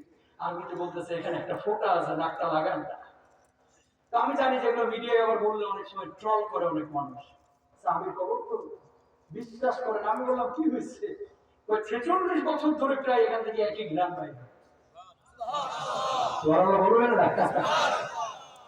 আমি নাকটা লাগাইলাম, এমন একটা ঘ্রাণ পাইলাম, পৃথিবীর কোনো ঘ্রাণ এই ঘ্রাণের সাথে মিলে না। এই সাহাবীদের জান্নাতে কোনো সন্দেহ আছে? দেখেন, একদিকে ঈমান, দুনিয়ার সব ছেড়েছে, ঈমান ছাড়ে নাই। যায়েদ বিন হারেসা, জাফর বিন আবি তালেব সব ছেড়ে দিয়েছে, কিন্তু ঈমান ছাড়ে নাই। আপনার আমার ঈমানের অবস্থাটা কি? কেন আমরা এরকম হয়ে যাচ্ছি ডে বাই ডে? কেন শুধু নামাজ পড়ি, কেন রোজা করি, অন্যান্য বিধিবিধানগুলো কেন মানি না? কি জবাব দিব আল্লাহর আদালতে? মানলে পুরোটাই মানতে হবে। অর্ধেক মুসলমান, অর্ধেক হিন্দু, অর্ধেক খ্রিস্টান হওয়া যাবে না। আমারও তো খেয়াল কি পরিমাণ হচ্ছে। ওমর ইবনে আব্দুল আজিজ যখন রাষ্ট্রনায়ক, ওনার কাছে বসরা থেকে এক ডেক আপেল আসলো, আপেল রাষ্ট্রনায়ক। ওই আপেল গুলো যখন সামনে রাখা হলো, ওনার ছোট বাচ্চা এসে 7-8 বছরের বাচ্চা আপেল গুলো নিয়ে মুখের মধ্যে দিয়ে দিলেন, কামড় দিয়ে দিলেন। সঙ্গে সঙ্গে ওই ওমর ইবনে আব্দুল আজিজ এই বাচ্চার গলার মধ্যে আঙ্গুলটা ঢুকায় দিয়ে আপেলটাকে টেনে বের করলেন। বদরে এসেছে, ও প্রিয় স্বামী, বাচ্চা একটা আপেলের উপরে কামড় দিয়েছে, কিন্তু আপেলটাকে আপনি গলা থেকে এভাবে টান দিয়ে কেন বাইর করলেন? জবাব দিল, এই আপেলের মালিক হচ্ছে রাষ্ট্রের সমস্ত নাগরিকরা, এই আপেলের মালিক আমি না। আমার সন্তান রাষ্ট্রীয় নাগরিকদের আপেলের উপরে কামড় দিয়েছে। আমি চিন্তা করেছি আমার সন্তান আপেলের উপরে কামড় দেয় নাই, জনগণের হকের উপরে কামড় দিয়েছে। ও মূলত জাহান্নামের আগুনের উপরে কামড় দিয়েছে, এর জন্য গলা থেকে টান দিয়ে আপেল বাইর করছি। বলো আল্লাহু আকবার। আর আমার দেশের চিত্র কি, আমার মহল্লার চিত্র কি? ভাই ভাই ভাইয়ের কাছে টাকা রাখে, বোন বোনের কাছে টাকা রাখে, রাষ্ট্রীয় সম্পদগুলোকে আল্লাহর নবী বলছেন গনিমতের মালের মতো কিয়ামতের আগে মানুষজন ব্যবহার করবে। সরকারি সম্পদগুলোকে লুটে পুড়ে খাবে, রাষ্ট্রীয় সম্পদগুলোকে লুটে পুড়ে খাবে, আর একজনের সম্পদ নিজের মতো ব্যবহার করা শুরু করবে। এই জামানা হচ্ছে সেই জামানা, যেই জামানায় অনেক মানুষ, অধিকাংশ মানুষই আমানতের ব্যাপারে একেবারে উদাসীন, ঠিক কিনা? নিজেকে দাবি করতেছে আমরা ইমানদার, ও মুসলমান। এই যে ইসবিহুর রাজুল মুমিনা ওয়া ইউমসি কাফিরা, সকালবেলায় থাকবে মুমিন, সন্ধ্যাবেলায় হয়ে যাবে কাফের। তাকান, আপনাদের এলাকায় কি খাজা বাবা টাবা আছে নাকি? আছে, হ্যাঁ আছে। ঈমান নষ্ট হয় কি কারণে? আল্লাহর একত্ববাদে যদি কাউকে শরীক করে ফেলে, শিরক করেছে। আকীদাটা ঠিক রাখতে হবে ভাই। কখনো এই কপাল দিয়ে কোনো মানুষকে কখনো সিজদা করা যাবে না, কোনো কবরকে সিজদা করব না। সিজদা করব কাকে? আল্লাহকে। 25 জন নবীর মধ্যে থেকে প্রায় 18 জন নবীর কবর আল্লাহ তাআলা আমরা জিয়ারত করেছি, আলহামদুলিল্লাহ। কোন নবীর কবর দেখে নাই কোনো শিরক আছে? নূহ আলাইহিস সালাতু ওয়াস সালাম, আইয়ুব আলাইহিস সালাতু ওয়াস সালাম, সালেহ আলাইহিস সালাম, হারুন আলাইহিস সালাতু ওয়াস সালাম, প্রত্যেকটা নবীর কবর উপরে লেখা আছে ইয়া সাআলতু ফাসআলিল্লাহ ওয়া ইয়া ইসতাআনতু ফাসতাঈন বিল্লাহ। যখন তোমার কোনো সাহায্যের প্রয়োজন হবে সরাসরি কার কাছে যাইবা? আল্লাহর কাছে। আর জন্য কার কাছে? আল্লাহর কাছে। বাংলাদেশে অসংখ্য মানুষ আপনার এলাকায় পাবেন যারা মনে করে পীররা ভাগ্য পরিবর্তন করতে পারে, জ্যোতিষীরা গণকরাও ভাগ্য পরিবর্তন করতে পারে, এই জন্য তাদের কাছে অনেক জিনিস গিয়ে চাই। এরকম লোক আছে না নাই? যদি মনে করেন আল্লাহ যেটা দিতে পারে এটা আমার বিশ্বাসও দিতে পারে, হুজুরও দিতে পারে, এটা পীর কবরও দিতে পারে, ইমান থাকবে আমি কাফের হয়ে যাব। আল্লাহ হেদায়েত দান করুন, আমিন বলেন। আরো জোরে বলেন আমিন।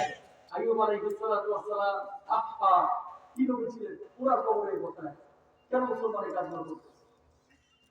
প্রিয় ভাইরা আমার, পরে আল্লাহর একত্ববাদে কোনো কিছু শিরিক করা যাবে না। দুনিয়ার জিন্দেগিতে গত বছর বলেছিলাম মাহফিলের মধ্যে দুইটা পাপ জীবনে কোনোদিন কেউ করেন না। এক নাম্বার হচ্ছে শিরিক করা, এক নাম্বার হচ্ছে বান্দার হক নষ্ট করা। কিন্তু এই দুইটা পাপ বাংলার জমিনে বেশি হচ্ছে। অনেক মানুষ এখানে বসে আছেন, বোনের সম্পদ বুঝায় দেন নাই, ভাইয়ের সম্পদ বুঝায় দেন নাই। এই সম্পদগুলো না বুঝিয়ে দেওয়ার কারণে আল্লাহ রাব্বুল আলামিন কিয়ামতের ময়দানে আপনাকে দাঁড় করাবেন, আর আপনার আমলগুলো কেটে কেটে ওই পাওনাদারদের পাওনা মিটিয়ে দিবেন। সেদিন কিন্তু পালাবার কোনো পথ থাকবে না, ঠিক কিনা? সারা দুনিয়ার বুকে মুসলমানের সংখ্যা বাড়ছে। মুসলিম দেশেও আল্লাহ রাব্বুল আলামিন অনেক দিয়েছেন, মুসলমানদের টাকা পয়সা কিন্তু একেবারে কম দেন নাই। তারপরে মুসলমান মার খাচ্ছে কেন? একমাত্র কারণ হচ্ছে মুসলমান দাবি করে ঈমানদার, ঈমানের দাবিগুলো মুসলমান পূরণ করে না, ঠিক কিনা? কিয়ামতের আগে দেখেন সিরিয়া বিজয় হলো, এটা কিয়ামতের আলামত।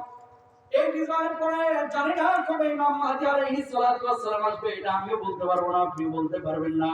কিন্তু প্রায় ৬০-৬২ বছর পরে যে আল্লাহ রাব্বুল আলামিন বিজয়টা দিয়েছে, বিশ্বাস করেন অনেক বাংলাদেশের মানুষ জানেও না, ওটা ফিলিংসও নাই, অনুভূতিও নাই। কিন্তু ইমানদার দাবি করলে এই নিউজটা আপনার জানা দরকার ছিল, ঠিক কিনা? জানে না, এটা জানে না, কিন্তু জানে আমার ফুটবল বিশ্বকাপ কে জিতছে, এই যে গত বছরে কালকে বাংলাদেশ কত রান করেছে, পাকিস্তান কত রান করছে, এইগুলো খবর আছে, কিন্তু সিরিয়ার এগুলো খবর না। কিয়ামতের আগে আল্লাহর নবী কি বলেছেন? রাষ্ট্রীয় সম্পদগুলোকে লুটে পুটে খাবে। অনেক ইমানদার আছে রাষ্ট্রীয় সম্পদগুলোকে নিজের বাপের ভিটার মতো ব্যবহার করে। কথা বলেন না কেন? 2 নম্বর আমানাতু মাগনামা। আর কি বলবো কথা? ওই যে উজবেকিস্তানের কথা বলেছিলাম না গতবার, ইমাম বুখারী রাহিমাহুল্লাহর কবরটা জিয়ারত করার পরে আমি গেলাম হচ্ছে সামারকান্দে। সামারকান্দে এক মসজিদে এসে জোহরের নামাজ আদায় করলাম। দেখলাম যে মসজিদের সমস্ত মুসল্লিরা মোবাইল ফোন মানি ব্যাগ পেছনে রেখে সামনে নামাজ আদায় করতেছে। কেউ কারো মোবাইলে তাকাইলো না, ধরলো না, ছুইলো না, মানি ব্যাগের দিকে হাতও বাড়াইলো না। আমি চিন্তা করলাম আল্লাহ বাঁচাইছে যে মসজিদটা হালুয়াঘাটের কোনো মসজিদ না, ঢাকার গুলিস্তানের কোনো মসজিদ না। কথা বলেন না কেন? ওখানে চোর নাই, মানি ব্যাগে কেউ হাত দেয় না। আমার দেশে বাটা জুতা নিয়ে মসজিদে যাওয়া যায় না, অ্যাপেক্স নিয়ে মসজিদে যাওয়া যায় না। কারণটা কি? কারণটা হচ্ছে এই দেশের মুসল্লির জুতাও চোরের কাছ থেকে নিরাপদ না। ঠিক না? শুধু রাষ্ট্রীয় সম্পদ চুরি করছে বিষয়টা এরকম না। রংপুরে মাহফিল দিলাম, দেওয়ার পরে বাথরুমে ঢুকছি, ভাই বিশ্বাস করেন ঢুকে দেখলাম যে বাথরুমের বদনার গলা ভাঙা, ভাঙা বদনার গলায় শিকল বেঁচে রাখছে। বোঝেন এই কথা? ভাঙা বদনার গলায় শিকল বেঁচিয়ে রাখছে। কারণটা কি? কারণ এই বদনাটা নিরাপদ না। এদেশে 150 টাকা চুরি করার কারণে গাছের সাথে বাইন্দা পিটাই 150 কোটি চুরি করে কেননা বেগম পড়ায় বাড়ি করে এদেরকে আবার সাল সাল করে সালাম দেয়। চোরের বিচার আছে, বড় চোরের বিচার নাই। সবগুলো এখন কেউ আমেরিকায়, কেউ দিল্লিতে বসে আছে। 16 বছর চুরি করে খাইছে, এখন বস আসতে তো পারে না। বুকে সৎ সাহস থাকে। ওই জামাতের কোনো লিডার তো পালায় গেল না, হাসির কাছে গেল। তোরা পালাস কেন? পালাস কেন? সব চলতে দাঁড়িয়ে মুখে ঠিক করে না। যে কথাটা বলার উদ্দেশ্য ইরাকটা করার ফাইল বলা হাদিস না, কি বুঝে হাদিস নবী বলেছেন রাষ্ট্রীয় সম্পদ লুটপাট করবে। এই যেগুলো লুটপাট করছে আর আমেরিকায় বসে বসে নীতি বাক্য শোনাচ্ছে। আমাদের মতো সৎ নিষ্ঠাবান বস্তুনিষ্ঠ আর কেউ ছিল না। 16 বছরে কতটুকু সৎ হয়েছিল এগুলো থেকে আমাদের শিক্ষা নিতে হবে। ঠিক কিনা? কখনো রাষ্ট্রীয় সম্পদ কুক্ষিগত করবেন না, ইনশাআল্লাহ বলেন। আরেকজনের হক কখনো মারবো না, ইনশাআল্লাহ। ওই দেশে চুরি নাই, আমার দেশে চুরি কেন? একটাই কারণ, এই দেশটার মধ্যে কোরআনের আইন নাই। যদি থাকতো চোর ভয় পাইতো, হালের বড় নিরাপদে রাস্তা দিয়ে হাঁটা চলাচল করতো। ঠিক আছে? আপনি লাইভে কয়েকদিন আগে আমি বলেছি যে দামি জুতা নিয়ে মসজিদে যান না, নামাজ হবে না। একজন সরাসরি এনকাউন্টার দিচ্ছে। তো হুজুর কেন এই ফতোয়া দিলেন? এটা তো আপনি ভুল বলছেন। আমি বলছি আগে পরে একটু শুনেন আমি কি বলছি, মানে কিঞ্চিত শুনছে আর কি। আমি বলছি আপনি 3200 টাকার জুতা নিয়ে মসজিদে গেলেন, সেজদার স্থানে তো আর জুতা রাখবেন না, রাখবেন পেছনে। জোড়া ফাটিয়া করে বারবার জুতার দিকে মনটা ধাবিতে হবে, আছে না গেছে, আছে না গেছে, আছে না গেছে। ঠিক আছে? এই জন্য চোখের জুতা নিয়ে মসজিদে যায়, তাহলে চোরের ঝগড়াটা থামবে না। ঠিক কোরআনটা যদি বাস্তবায়ন করা যায় তো এই জমিনে, আল্লাহর জমিনে বাংলাদেশটা, এত সুন্দর দেশটা জান্নাতের টুকরা হয়ে যায়। ঠিক আছে? 2 নম্বর আল্লাহর নবী কি বলছেন খেয়াল করেন, ওয়াল আমানাতু মাগনামাত, আমানতের খেয়ালত করবেন। এই জামানায় একটা কথা যদি আরেকজন এরকম কোন মুমিনের সামনে বলেন যে ভাই এই কথাটা কাউকে বলেন না, দেখবেন ওটা আরো বেশি বলে। ঠিক। যদি বলা হয় ভাবি এই কথাটা আর কাউকে বলেন না, ওটা আরো বেশি বলে। 3 লাখ টাকা আপনি রাখলেন আপন ভাইয়ের কাছে অথবা খালাতো ভাইয়ের কাছে বা কাজিনের কাছে, ভাই ব্যাংকে রাখলে তো সুদ হবে, এজন্য তোর কাছে রাখলাম, টাকাটা খরচ করেন না। দেখবেন ওই টাকাটা যাওয়ার পরে বলবে হয় 2.5 লাখ নেই, না হলে 1 লাখ নেই বা 1.5 লাখ নেই, 1.5 লাখ খরচ করে ফেলাবে। অধিকাংশ মানুষের চিত্রটা হচ্ছে বর্তমান জামানায় এরকমই। ঠিক কিনা? বলবেন হুজুর কোন পজিটিভ কথা নাই কেন, সব নেগেটিভ বলতেছেন কেন? শুনেন, পজিটিভ সব না, আপনি শুনেন, একটু নেগেটিভ শুনেন না। ঠিক। অস্বীকার করতে পারবেন? অস্বীকার করতে পারবেন? পারবেন না। কেন? আজকে দেখেন চায়ের দোকানগুলো, ম্যাক্সিমাম চায়ের দোকান হচ্ছে গিবতের আখড়া, গিবতের আখড়া। ঠিক আছে? মুখে হাত দিয়ে বলেন কয়জন মানুষ সামনে কথা বলে চায়ের দোকানগুলো? ওই টেলিভিশন বসায় দিছে, 3 ঘন্টা 4 ঘন্টা সিনেমা দেখে ওই সরকারের গিবত, ওই লিডারের গিবত, অমুক নেতা কি করছে, অমুক হুজুর কি করছে, ইমাম সাহেব কি করছে, মুয়াজ্জিন কি করছে, ওই সভাপতি কি করছে, মাতার সভাপতি কি করছে, এগুলো নিয়ে চলতেছে ওখানে থিসিস, গবেষণা, পিএইচডি। এটা জাহান্নামের আখড়া। ঠিক কিনা? কেন মুসলমানের এরকম? মুসলমানের জবান হবে একটা, দুধের জায়গায় দুধ, পানির জায়গায় পানি। কখনো মুসলমান খেয়ানত করতে পারে না। 3 নম্বর আল্লাহর নবী বললেন ও যাকাতু মাগনামাত, যাকাত আদায়ের ক্ষেত্রে উদাসীনতা দেখাবে। আজকে নামাজ পড়তে রাজি আছে, হজ যখন ফরজ হয়েছে দেখবেন ফালফালা হজ্জে চলে যায়। যেমনই হজ ফরজ, যাকাতটাও তেমনই ফরজ। যাকাতটা এক বছর ঠিক মতো আদায় করে না, কিন্তু হজ করে, উমরাতে প্রতি বছর যাচ্ছে। কাকা উমরাটা আপনার জন্য নফল, হজটা আপনার জন্য একবার ফরজ ছিল, বারবার কিন্তু আপনার উপরে ফরজ না। কিন্তু যাকাতটা আপনার উপর প্রতি বছর ফরজ। একটা মানলেন আর একটা মানলেন না। অনেক সময় 2 লক্ষ টাকা যাকাত আসতেছে হালুয়াঘাটের বাজার থেকে, এমন কিছু শাড়ি লুঙ্গি ব্যবহার কিনতেছে, এই শাড়ি লুঙ্গি গুলো এমন কিছু দাতার কাছে দিয়ে দিচ্ছে, গ্রহিতার কাছে দিচ্ছে, এমন কিছু দাতা যে শাড়ি লুঙ্গি 1-2 মাস পরে মশারি হিসেবে ব্যবহার করা যায় না। হজ কিন্তু করে, হজে যখন যাচ্ছে তখন কি করছে, গরু জবাই করে খাওয়া খাওয়া যাচ্ছে। তো হজ একবার ফরজ, আপনি উমরায় যাচ্ছেন প্রতি বছর, যাকাতটা তো আপনার প্রতি বছর ফরজ। কয়েকটা মানুষ হক আদায় করে যাকাত আদায় করতেছে? মাসালা শুনেন, আলেম ওলামা এখানে আছেন। রৌপ্যের হিসাবে বাংলাদেশি টাকা এখন 75 মানে 60 থেকে 80,000 টাকা পরিমাণ যদি আপনার কাছে থাকে, ওলামায়ে কওমিয়া, ওলামায়ে আলিয়া, ওলামায়ে আহনাফ, আমাদের অধিকাংশ রায় হচ্ছে রৌপ্যের নিসাবটাকে ধরে 60 থেকে 80,000 টাকার মধ্যে যদি কারোর এই পরিমাণ টাকা উদ্বৃত্ত থাকে 1 বছরের বেশি, তাহলে সে যাকাত দিয়ে দেয়। বুঝেন বুঝেন, যাকাত দিয়ে দিবে, এটা তার উপরে যাকাত দেওয়াটা আবশ্যক। নিসাব যদি স্বর্ণের পরিমাণ ধরে তাহলে 4.5 থেকে 5 লক্ষ 6 লক্ষ টাকা যদি স্বর্ণের হিসাব করেন। রৌপ্যের হিসাবটা কেন আমরা বলতেছি, কারণ গরিব যাতে কোনো উপকার পায়। গতদিন আমি একটা জরিপ দেখলাম, যদি যাকাতটা প্রপার ওয়েতে উঠানো হয় বাংলাদেশে 8,000 কোটি টাকা যাকাত উঠানো সম্ভব। এই দিয়ে প্রতি বছর এক একটা জেলাকে দারিদ্র মুক্ত করা সম্ভব। ঠিক আছে, কয়জন যাকাত দেয়? যাকাতটা দিচ্ছে কয়জন? 2 লাখ টাকা আসলে দেয় 20,000, আল্লাহর বুঝ দেয়। আর কিছু সুদখোর আছে, প্রতি মাসে 20,000 টাকা করে ব্যাংক থেকে তুলে 5,000 দিয়ে আল্লাহ ঘরে দেয়, আল্লাহ খামিও খাই বিলে বিশে খায়। নাউজুবিল্লাহ বলেন না? আল্লাহর ঘরে দিয়া এই সুদের টাকা দিয়ে কখনো জান্নাত আশা করা যায় না। ঠিক না? 4 নম্বর আল্লাহর নবী বলছেন, ওয়াতুল্লিমান ইবাইদ্দিন, মনোযোগ দিয়ে শুনেন। জ্ঞান অর্জন করবে, দ্বীনি জ্ঞান, দুনিয়াবি জ্ঞান, জ্ঞান অর্জন করবে শুধু মালের জন্য, টাকার জন্য। আজকে তো আপনারা স্লোগানই বানায় ফেলেছেন, পড়ালেখা করে যে গাড়ি ঘোড়ায় চড়ে সে। পড়ালেখা করার পরে যখন গাড়ি ঘোড়া পাচ্ছে না, সরকারি চাকরি পাচ্ছে না, 16 লাখ টাকা ব্যাংকে রেখে ঘুষ দিয়ে চাকরির জন্য অপেক্ষা করতেছে, এরকম আল্লাহর বলি গোটা হালুয়াঘাটে একটাও নাই। আছে 16 লাখ টাকা ব্যাংকে রাখছে, ছেলের বাপ মসজিদে নামাজ পড়ে, প্রতি জুমার পরে হুজুরের কাছে দোয়া চাই, হুজুর একটু দোয়া করে ছেলেটার যেন এবার চাকরিটা পায়। ঘুষ দিয়ে চাকরি হলেও রাজি। তা আপনি একদিকে নামাজ পড়তেছেন, আরেকদিকে ঘুষ দিয়ে চাকরি নিচ্ছেন। টাকা ছেলে মেয়েকে শেখাবে, বাবা পড়াশোনা করবে আল্লাহর জন্য, আল্লাহর দ্বীনের জন্য, দেশের জন্য, মানুষের জন্য, মানুষের কল্যাণের জন্য। পড়ালেখা করে যে গাড়ি ঘোড়ায় চলে সেই স্লোগান দিয়ে আপনি শিখাইলেন, এরপর বাংলাদেশে চাকরি নাই, সরকারি চাকরি পাচ্ছে না, গার্মেন্টসে যা বেতন পাচ্ছে 12,000, গাড়ি আর কিনবো, কেউ সাইকেল কিনারও তো টাকা দিতেছে না। কথা বলেন এরপরে টানিয়া টুনিয়া যদি সরকারি চাকরি একটা পাচ্ছে, ভাই যে দিক থেকে আসে, ও পদ্মা ব্রিজ দিলে ওটাও খায় হজম করে ফেলে। কথা বলেন ঠিক না? আল্লাহ নবী বলছেন কিয়ামতের আগে ওয়াতুল্লিমান ইবাইদ্দিন, মানুষ জ্ঞান অর্জন করবে, দিন শিখবে শুধুমাত্র মাল কামানোর জন্য। এই জামানা চলতেছে, সেই জামানা। অনেক ইমানদার এটাই বিশ্বাস করে। ঠিক না ভাই? এটা করা যাবে না। মুমিন জ্ঞান শিখবে কার জন্য? আল্লাহর জন্য, দেশের কল্যাণের জন্য, জাতির কল্যাণের জন্য, আল্লাহর জমিনে আল্লাহর দ্বীন কায়েমের জন্য। আল্লাহু আকবার। 5 নম্বর আল্লাহর নবী কি বললেন? স্বামী স্ত্রীর আনুগত্য হয়ে যাবে, আর বাপ মার অবাধ্য সন্তানে পরিণত হবে। সুন্দরী বউ পায় অনেক যুবকরা, যুবতীরা বাপ মানে ভুলে যাচ্ছে। যে বাপ মা 22 বছর, 24 বছর, 25 বছর ছেলে মেয়ের জন্য অক্লান্ত পরিশ্রম করলো, সেই বাপ মার খেদমত ঠিক মতো করে না, বউয়ের খেদমত ঠিক মতো করে না। আবার অনেক সময় বউদেরকে নিয়ে যে ভালো ফ্ল্যাটে রাখে, আর বুড়া বাপ মা গ্রামে পড়ে আছে, বাপ মার খোঁজ খবর রাখে না। এরকম শিক্ষিত মানুষ গোটা হালুয়াঘাটে একজনও নাই। এই বাংলাদেশে অশিক্ষিত মানুষের চাইতে শিক্ষিতরা বাপ মার খেদমত কম করে। আবারও বলি, অশিক্ষিত মানুষ বাপ মার খেদমত বেশি করে, শিক্ষিত মানুষগুলো বাপ মার খেদমত কম করে।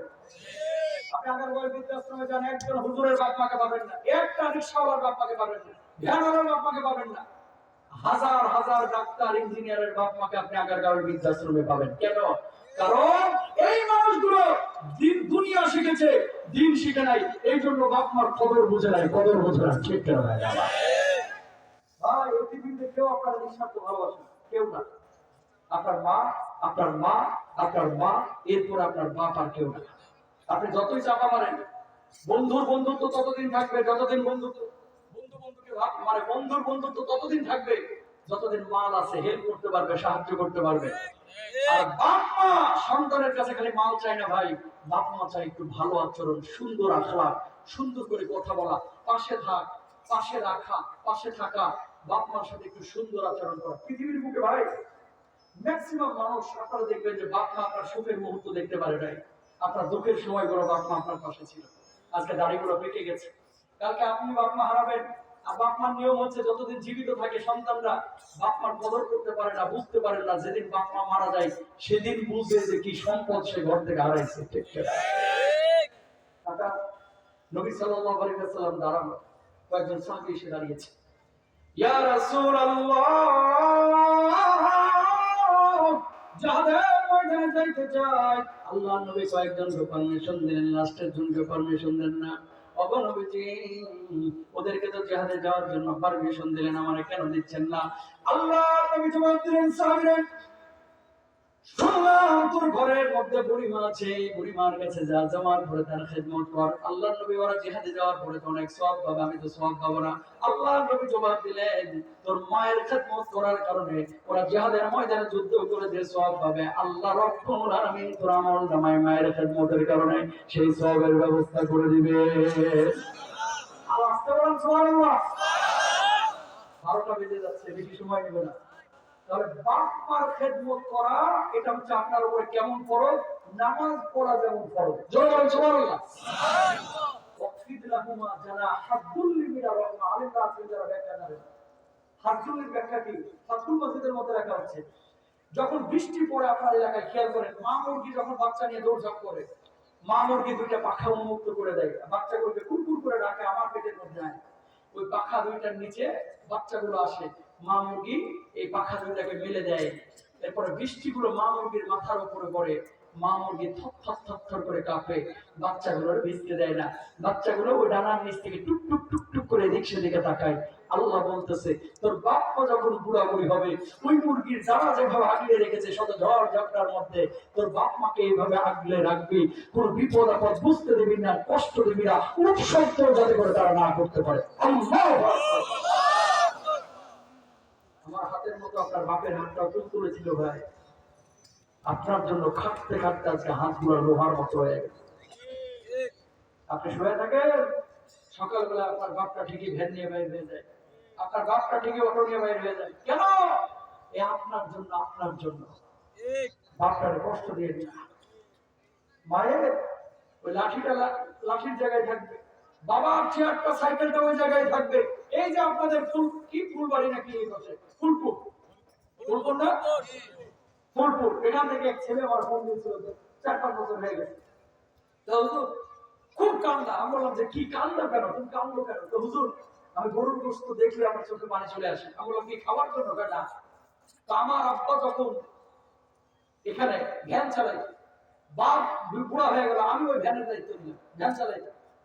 এরপর আব্বা যখন মারা যাবে আর আধা ঘন্টা আগে আমার ছোট ভাইরা বলছে যে আমার গরুর গোশত খেতে খুব মন চাইতেছে, একটু দেখ না বাজারের দিকে তোর ভাই আছে কি ভ্যান নিয়ে, যা বল না আধা কেজি গরুর গোশত নিয়ে আসতে। হুজুর গরুর গোশতের কেজি, গোশতের কেজি তখন 300 টাকা। আমার ছোট ভাই আইসে দৌড়ায় আমার কাছে, আমি ভ্যান ট্যান রেখে আধা কেজি গরুর গোশত কিনা ভ্যানটা নিয়ে বাড়ির দিকে আসতেছে। হঠাৎ ছোট ভাই আবার দৌড়ে আইসে, আরেক ভাই দৌড়ে আবার আসতে আসতে ভাই ভাই দৌড়ে আসে, কি হয়েছে? আব্বা তো আর নাই। গরুর গোশত নিয়ে যাচ্ছে আধা কেজি আব্বার জন্য, অথচ রাস্তাতেই বাপ মারা গেল। যে কথাটা বলতে যাচ্ছে, হুজুর কারে কিভাবে আল্লাহ উঠায় এটা তো বলা যায় না। আমি অনেক পরিশ্রম করে ময়মনসিংহ শহরে এক কিনারায় কিছু জায়গা কিনে রেখে ফেলে রাখছিলাম। এই জায়গাগুলোতে এখন ইন্ডাস্ট্রি হয়েছে, কোটি কোটি টাকা দাম হয়ে গেছে। আজকে আমি বড় পয়সা হলাম। বাপ যদি জীবিত থাকতো প্রতিদিন একটা ছাগল খাওয়াতে পারতাম কিনে, এরকম সামর্থ্য আল্লাহ দিয়েছে। হুজুর যখন গরুর গোশত দেখি বা রান্না বান্না দেখি আমার বাপের ওই কথাটা মনে পড়ে যায়। এই জন্য এরপর থেকে আমি একদিনও গরুর গোশত খাই নাই। আমি যে কথাটা বলতে যাচ্ছি, হাজার হাজার ছেলে মেয়েদের এরকম স্মৃতি আছে বাপ মার সাথে, যে সময় বাপ চলতে পারতো না, আধা কেজি গরুর গোশত কিনার সামর্থ্য আপনার ছিল না, আজকে আধা কেজি না 1 মণ গোশত বাপের সামনে নিয়ে যেতে পারেন, অথচ বাপটা কবরে চলে গেছে। ভাই এক সময় পকেট ভরা টাকা আসবে, বাপ মার আসবে না, বাপ মার আসবে না, বাপ মার আসবে না। বাপ মার খেদমত করেন, ঠিক করেন। কতটা জান্নাতুকা আহা বুঝলেন না হুমা জান্নাতুকা ওয়া নারু বাবা মা আপনার জান্নাত বাবা মা আপনার জান্নাত বাপ মাকে খুশি রাখবেন আল্লাহর জান্নাতে যাবেন সুবহানাল্লাহ বলেন এরপর আল্লাহ নবী বলছেন কি খেয়াল করেন ওয়া আদনা সাদিকাহু বন্ধু বান্ধব নিয়ে বেশি মতওয়ারা হয়ে যাবে অনেক যুবকরা আছে সারাদিন বন্ধুদের সঙ্গে ঘুরে কিন্তু বাপের পাশে বসলে 2-3 মিনিটও বসতে চায় না বন্ধুদের সাথে আড্ডাবাজি এত বেশি করে 3 ঘন্টা 4 ঘন্টা চলে যায় সময় নষ্ট করে নামাজ নষ্ট করে ইবাদত নষ্ট করে নামাজ কারণ ঠিক মতো পড়ে না অশুভ অবৈধ বন্ধুত্ব করে কেমন বন্ধুত্ব অরজুলানে তাহাব্বা ফিল্লাহি জিতামা আলাইহি ওয়া তাফাররাকা আলাইহি আমাদের বন্ধুত্ব হবে একমাত্র আল্লাহর জন্য শত্রুতাও হবে কার জন্য জোরে বলেন এমন বন্ধু নির্বাচন করবেন যে বন্ধু কোরআনের পক্ষে আল্লাহর পক্ষে আছে তারে যদি নির্বাচন করেন তাহলে এই বন্ধু আপনারা জান্নাতে নেবে আর যদি এমন বন্ধু নির্বাচন করেন যে গাঁজাখোর মদখোর যে বন্ধু কখনো আল্লাহর চিনে না নবীর চিনে না সেই বন্ধু কখনো আপনারা জান্নাতে নিতে পারবে না ঠিক কিনা তাহলে বন্ধু নির্বাচনের ক্ষেত্রে আমরা সবসময় সৎ বন্ধুত্ব করব ইমামদের সাথে ভালো আচরণ করে এখন তো বউয়ের সাথে পারে না কিন্তু ইমামের সাথে আবার এসেছে এক দেখায় রাখ দেখ অনেক লোক আছে না নাই গোটা বাজারে কেউ বললেন না কিন্তু ইমাম আর মঞ্চের কাছে এসে ভাবনা প্রেসিডেন্ট সুইচ ময়লা কেন টিস্যু নাই কেন বাথরুম এটা কেন ওটা কেন ইমাম আপনার লিডার তার সম্মান দেন মরার পরে এই লিডার আপনার জন্য দোয়া করবে আর যদি সারা জীবন ইমামের পিছনে লেগে থাকেন মরার পরে দোয়া আসবে না ঠিক করে রাখবেন আলেমদেরকে মহব্বত করেন ইমামদেরকে মহব্বত করেন শুনেন পৃথিবীতে যত চাকরি আছে এর চাইতে কঠিন চাকরির মধ্যে একটা চাকরি হচ্ছে ইমাম অনেক পরিশ্রম স্যালারি কম 6,000-7,000 টাকা বেতন দেয় 10,000-12,000 টাকা বেতন দেয় আল্লাহ চালায় ইমাম সাহেবকে আল্লাহ চালায় আপনার ছেলে খুঁজে বার্গার আর ইমাম সাহেবের ছেলে খুঁজে টোস্ট বিস্কুট তাও হয় না চোখের পানি এগুলো আল্লাহ দেখতেছে কোন মসজিদের কমিটির সামর্থ্য থাকার পর যদি ইমাম মুয়াজ্জিনকে এরকম ঠকায় আল্লাহর আদালতে ওই মসজিদকে দাঁড়াইতে হবে ঠিক না মসজিদকে মসজিদের পরিচালনা পরিষদ কিশোরগঞ্জে ওই যে পাগলা মসজিদে 2 দিন পর 8 কোটি 25 কোটি 24 কোটি আরে বাবার বাবা কে বলছে হালুয়াঘাটের মানুষ আল্লাহর ঘরে হালুয়া ঘাটি দেন কিশোরগঞ্জে যান কেন মনের বাসনা পূরণ হবে এই সমস্ত ভণ্ডামি বন্ধ করেন এগুলো হাদিসের মধ্যে নেই কথা বলেন না কেন এই রাজার মসজিদে ভ্যান ঘুরে না সুইচ নষ্ট আর ওখানে যে দিয়েছে বইয়ের গলার মালা জীবনও দান করবে হবে না ঠিক না এই জিনিসগুলো করবেন না ইমাম মুয়াজ্জিন আলেমদেরকে সম্মান করবেন ইনশাআল্লাহ সময় শেষ আমি সংক্ষেপে শেষ করি ওয়াবহারাতিল আসওয়াতু ফিল মাসাজিদ মসজিদের মধ্যে দুনিয়াকে আলাপ আলোচনা খাতুরা গল্প বাইরে যাবে এই জামানা চলতেছে সেই জামানা মসজিদে ঢুকে এই 2 রাকাত নামাজ না পড়ে আগে সুইজের দিকে তাকায় ফ্যানের দিকে তাকায় ছোট বাচ্চা দেখলে কিছু চাচা সেট করে ওঠে খুব বুঝে গেছে ইসলাম আল্লাহর নবীর নাতি নবীজি সিজদায় দিয়েছে ঘরের উপরে উঠে বসে রয়েছে নবীজি সিজদা থেকে মাথা উঠায় না সাহাবীরা চিন্তা করছে যে আল্লাহর নবী কি ইন্তেকাল হয়ে গেল এতক্ষণ মাথা উঠাইতেছে না কতক্ষণ পরে আল্লাহর নবী উঠাইছেন মানে অনেকক্ষণ পরে উঠানোর পর সাহাবীরা বুঝলেন যে নাতি ঘরের উপরে উঠছে নবী জুমার খুতবা দিচ্ছেন হাসান এবং হোসেন রাদিয়াল্লাহু তাআলা আনহুমা পাখির মতো একবারে উড়ে এসে মানে দৌড়ে আইয়া নবী যুদ্ধ টানতেছে নবীজি চেহারার দিকে তাকায় খুতবার মাঝখানে মায়া জন্মায় গেছে হাসান এবং হোসেন রাদিয়াল্লাহু তাআলা আনহুমা কপালে 1-1.5 মিনিট খুতবা বন্ধ করে চুমু দিলেন চুমু নাতি তো না আদর করে দিলেন আবার ফুরুত করে উড়ান দিয়ে দৌড় দিয়ে বাড়ায় গেছে চলে গেছে আবার নবীজি খুতবা শুরু করলেন এই জামানায় যদি নবীজি এটা করতো হালুয়াঘাটের কোন মসজিদে বা ঢাকার কোন মসজিদে সকল সেক্রেটারি এসে বলতো হুজুর আসরের আগে যেন মসজিদ থেকে আপনি বাইরে হয়ে যান আপনার মতো ইমাম দরকার নেই কথা ঠিক খুতবার মাঝখানে নাতির আদর মারা কথা বল না কেন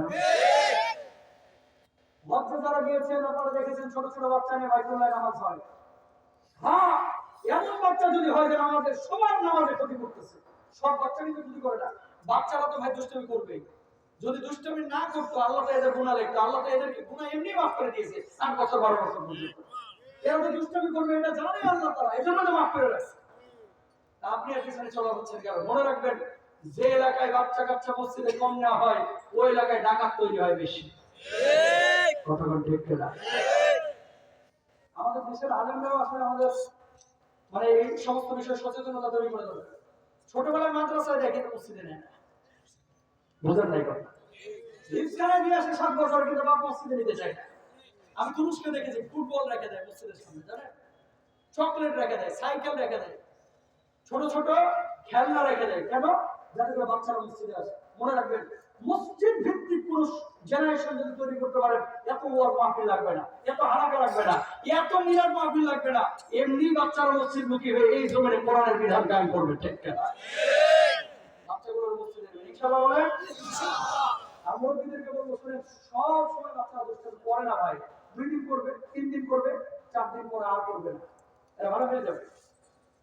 আপনি নামাজ ধরেছেন 47 বছর, আর এই ছেলেটা নামাজ পড়তে এসেছে, আপনি তার উপরে রাগান্বিত হচ্ছেন, করবেন না, তাহলে নিজেকে ইমানদার দাবি করতে পারবেন না। ওয়াসাদাল কাবিলাতা ফাসিকুহুম, তাকান, এলাকার যারা নিকৃষ্ট রাখাল শ্রেণীর, নিজের নাম রাখতে পারে না, এই সমস্ত লোকগুলো বড় বড় লিডারে পরিণত হবে। আজকের জামানা হচ্ছে সেই জামানা। ঠিক না? স্কুলের হেডমাস্টারের বেল নাই, পিএইচডি হোল্ডার বেল নাই, বড় আলেম শাইখুল হাদিস মুহাদ্দিস এদের বেল নাই, নাম লিখতে পারে না, সারা জীবন চাঁদাবাজি করছে, এর ভোটে দাঁড় করে এমপিও বানায় ফেলে। এরকম বাঙালিও আছে, কথা বলেন ঠিক না? কাকে বানাবেন? লিডার বানাবেন কাকে? যে কোরআনকে ভালোবাসে, আল্লাহকে ভালোবাসে, নবীকে ভালোবাসে, যে মানুষটার মধ্যে সুশিক্ষা আছে। ঠিক না? ওকারা জাইমুল কওমি আযরহুম, আল্লাহ নবী বলেছেন, নিকৃষ্ট, লাঞ্ছিত, বঞ্চিত যে মানুষগুলো সমাজে কোনো মানে আপনার অবস্থানই নাই, এই মানুষগুলো বড় বড় নেতৃত্বে আসবে। এরা যখন নেতৃত্বে আসবে, মনে রাখবেন, গাঁজা করছে কিন্তু চাইবে গোটা দুনিয়া গাঁজা করে হয়ে যাক। কথা বলেন ঠিক? যেটা মদ খায় এরা চাইবে যে গোটা দুনিয়াটা ওর মতো মত করবো, যেটা আলেমও চাইবে যে আমার মতো গোটা দুনিয়া আলেম হোক। ভালো, কিন্তু যেটা নেশাবাজ, যেটা মাদকাসক্ত, এটা কখনো লিডার হতে পারে না। ঠিক না? এরপর আল্লাহ নবী বলছেন, ওয়াকুরিমাল রাজুল মাখাফাতাশ শাররিহি। এবার আপনার এলাকায় মিলাদ তো একটু। আল্লাহ নবী বলছেন, কিয়ামতের আগে এলাকার লিডারদেরকে মানুষ সম্মান করবে, ভয় পাইয়া, ভালোবাসে না, ভালোবাসে না। এই জামানা সেই জামানা। ঠিক না? স্যার যখন আসে সামনে, আসসালামু আলাইকুম স্যার, ভালো আছেন তো স্যার? স্যার আসতে কোনো কষ্ট নেই তো স্যার? স্যার বাবু আছে, ভালো আছে? 54 মিনিট, এই 7 মিনিটে আপা আপা আপা 54 বার বলছে। কয়বার? 54 বার।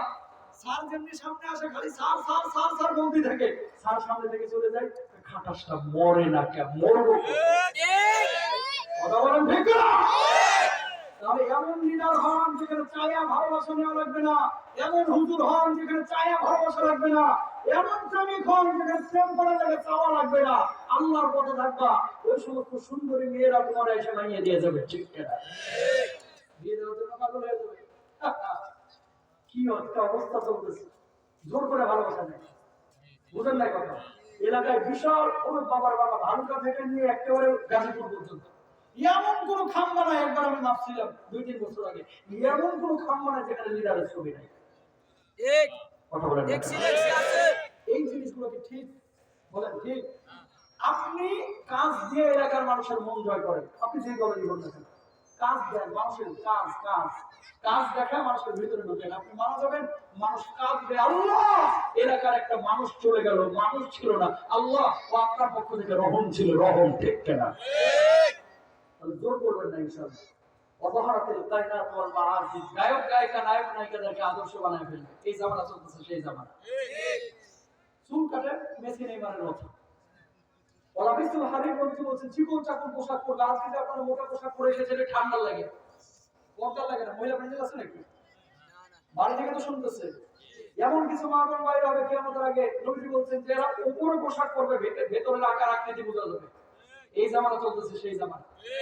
আজকে খেয়াল করেন, এই যুবকের হালুয়া ঘাটে, বিশেষ করে কাপড়ের দোকান যাদের আছে ব্যবসায়ী, আপনাদেরকে বলবো, হাতটা জোর করে বলতেছে, একেবারে হাতটা জোর করে রিকোয়েস্ট, অনুরোধ, যারা কাপড়ের ব্যবসায়ী, আপনারা এটা খেয়াল রাখবেন।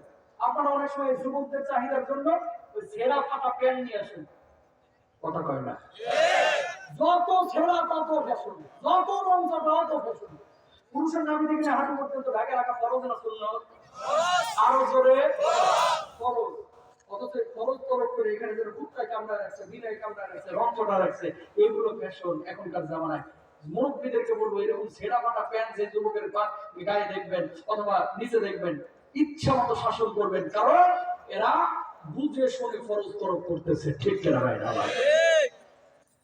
যুবকরা অনেক সময় টাইট প্যান্ট পরতেছে, গেঞ্জি পরে, রুকুতে গেছে, নিচে লাল পড়ছে না নীল পড়ছে, এও বোঝা যায়। ফারাক কাপড় পরাই খারাপ, এগুলো করা যাবে।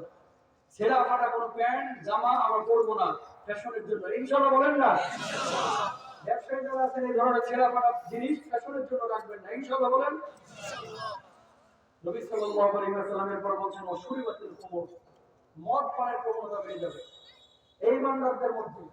ইদা তাহাল্লাত উম্মতি খামসান ফালাইহিম বিমা, উম্মতের মধ্যে যখন নেশা জাতীয় জিনিসগুলো ছড়িয়ে পড়বে আল্লাহর আযাব ও উম্মতের উপরে আসবে। মার খাবে, বিধর্মীরা মারবে, ইহুদিরা মারবে, হিন্দুরা মারবে, খ্রিস্টানরা মারবে, আল্লাহর সাহায্য পাবে না। এই জামানা চলছে সেই জামানা।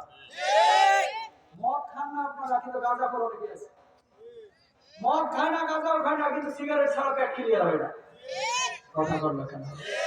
পৃথিবীর একমাত্র খাবার যার গায়ে রাখা আছে, এটা খাইলে তুই মরবি, এটা খাইলে ক্যান্সার হয়, এটা খাইলে টিউমার হয়, সেটা কি? সিগারেট। আচ্ছা, এই লেখাটাই যদি কোনো কেকের গায়ে লেখা থাকতো, কোন বিস্কুটের প্যাকেটে লেখা থাকতো, যেই দোকানদার এটা বেচতো এর সাপের মতো ভিডিও মেরে ফেলাইতো, ঠিক কি না? তো এই কেক বিস্কুট খাইলে ক্যান্সার হলে বেঁচে কেন? ঠিক না? প্রিয় ভাইরা আমার, এই নেশা জাতীয় কোনো জিনিসের কাছে আমরা যাব না ইনশাআল্লাহ। সবশেষ নবী যে কথা বলেছেন, ওয়ালা আইনা আখিরু হাদিহি ওয়ালা আইনা হাদিহি আউয়াল ওয়ালা আইনা আখিরু হাদিহি উম্মতি আউয়ালাহা। আল্লাহ নবী সাল্লাল্লাহু আলাইহি ওয়াসাল্লাম বলেছেন, পূর্ববর্তী উম্মত পরবর্তী উম্মত পূর্ববর্তীদেরকে খালি গালমন্দ করবে। খেয়াল করেন, এখানে এখন হালুয়াঘাট বাজারের পাশে অনেক দাম জায়গা, আপনার বাপের হয়তো এখানে 5 বিঘা ছিল, বেঁচে ফেলেছে, এখন বাপকে গালি দেয়, আব্বা এই জায়গাটা কি লেগে বাঁচছে বেচছে, আব্বা এটা কাছে ঠিক করে না, আব্বার উপর আল্লাহ লানত করবে। আলহামদুলিল্লাহ বলেন না? আমার দাদা যদি হালুয়াঘাট বাজারে 2 বিঘা রাখতে পারতো আজকে কিছু করে লাগতো না। খালি গালি দেয়, বদমাস তুই পারস না খা। কথা কয় না? কিছু লোক আছে বাপের করে নিয়ে গেছে, খালি গেছে আর বউ নিয়ে থাইল্যান্ডে ঘুরে। কথা কয় আছে না? তুই নিজে কর, তারপর বাপের গালি দিস, দাদার গালি দিস, যে আব্বা করে না কে, দাদা করে না কে, তুই কর। তোমার বাপ তোমার জন্য যা করেছে, যা রেখে গেছে, কয়দিন বাপের জন্য দোয়া করো? কয়দিন? বাপের টাকা নিয়ে ফটকরি করে, আর ওইদিকে বাপ মাকে, ওই দাদা দাদিকে, পূর্বপুরুষকে গালমন্দ করে, এরা ভালো ছিল না, আমরাই ভালো আছি। এরকম জালেম আছে না? খবরদার এই কাজগুলো করা যাবে না, ইনশাআল্লাহ বলেন? ইনশাআল্লাহ। নবীজি বলছে, কোন উম্মতের মধ্যে, আমার এই ঈমানদারদের মধ্যে যদি এই পাপগুলো ছড়িয়ে পড়ে, ফালিয়ারতাকিবু আইলা যালিকা রিহান হামরা ওয়া জালজালা, ভূমিকম্প আসবে, দাবানল আসবে, অতি বৃষ্টি হবে, অতি ঠান্ডা হবে, অতি গরম হবে, মানুষ চাইলেই সব পাবে না, আসমানের বারাকার দরজাগুলো বন্ধ হয়ে যাবে। আজকে জামানা চলতেছে সেই জামানা। কেউ ভাই আমার মুখে দাবি করছে মুসলমান, আল্লাহর জন্য জান আর মাল দেওয়ার জন্য সবাই আমরা প্রস্তুত না। কাল থেকে 5 ওয়াক্ত নামাজ পড়বেন তো ইনশাআল্লাহ? হালাল জীবন যাপন করবেন তো ইনশাআল্লাহ? বউকে মেয়েকে পর্দা করবেন না ইনশাআল্লাহ? আল্লাহর জমিনে আল্লাহর কোরআনের আইন বাস্তবায়নের জন্য চেষ্টা করবেন তো ইনশাআল্লাহ? কারা কারা রাজি আছেন হাত তোলেন দেখি একটু। লিল্লাহি তাকবীর, লিল্লাহি তাকবীর। আল্লাহ কবুল করুন, বলুন আমিন। هذا ما عندي ومن الله عليه توكلت وإليه أنيب وآخر دعوانا الحمد لله رب العالمين والسلام عليكم ورحمة الله وبركاته.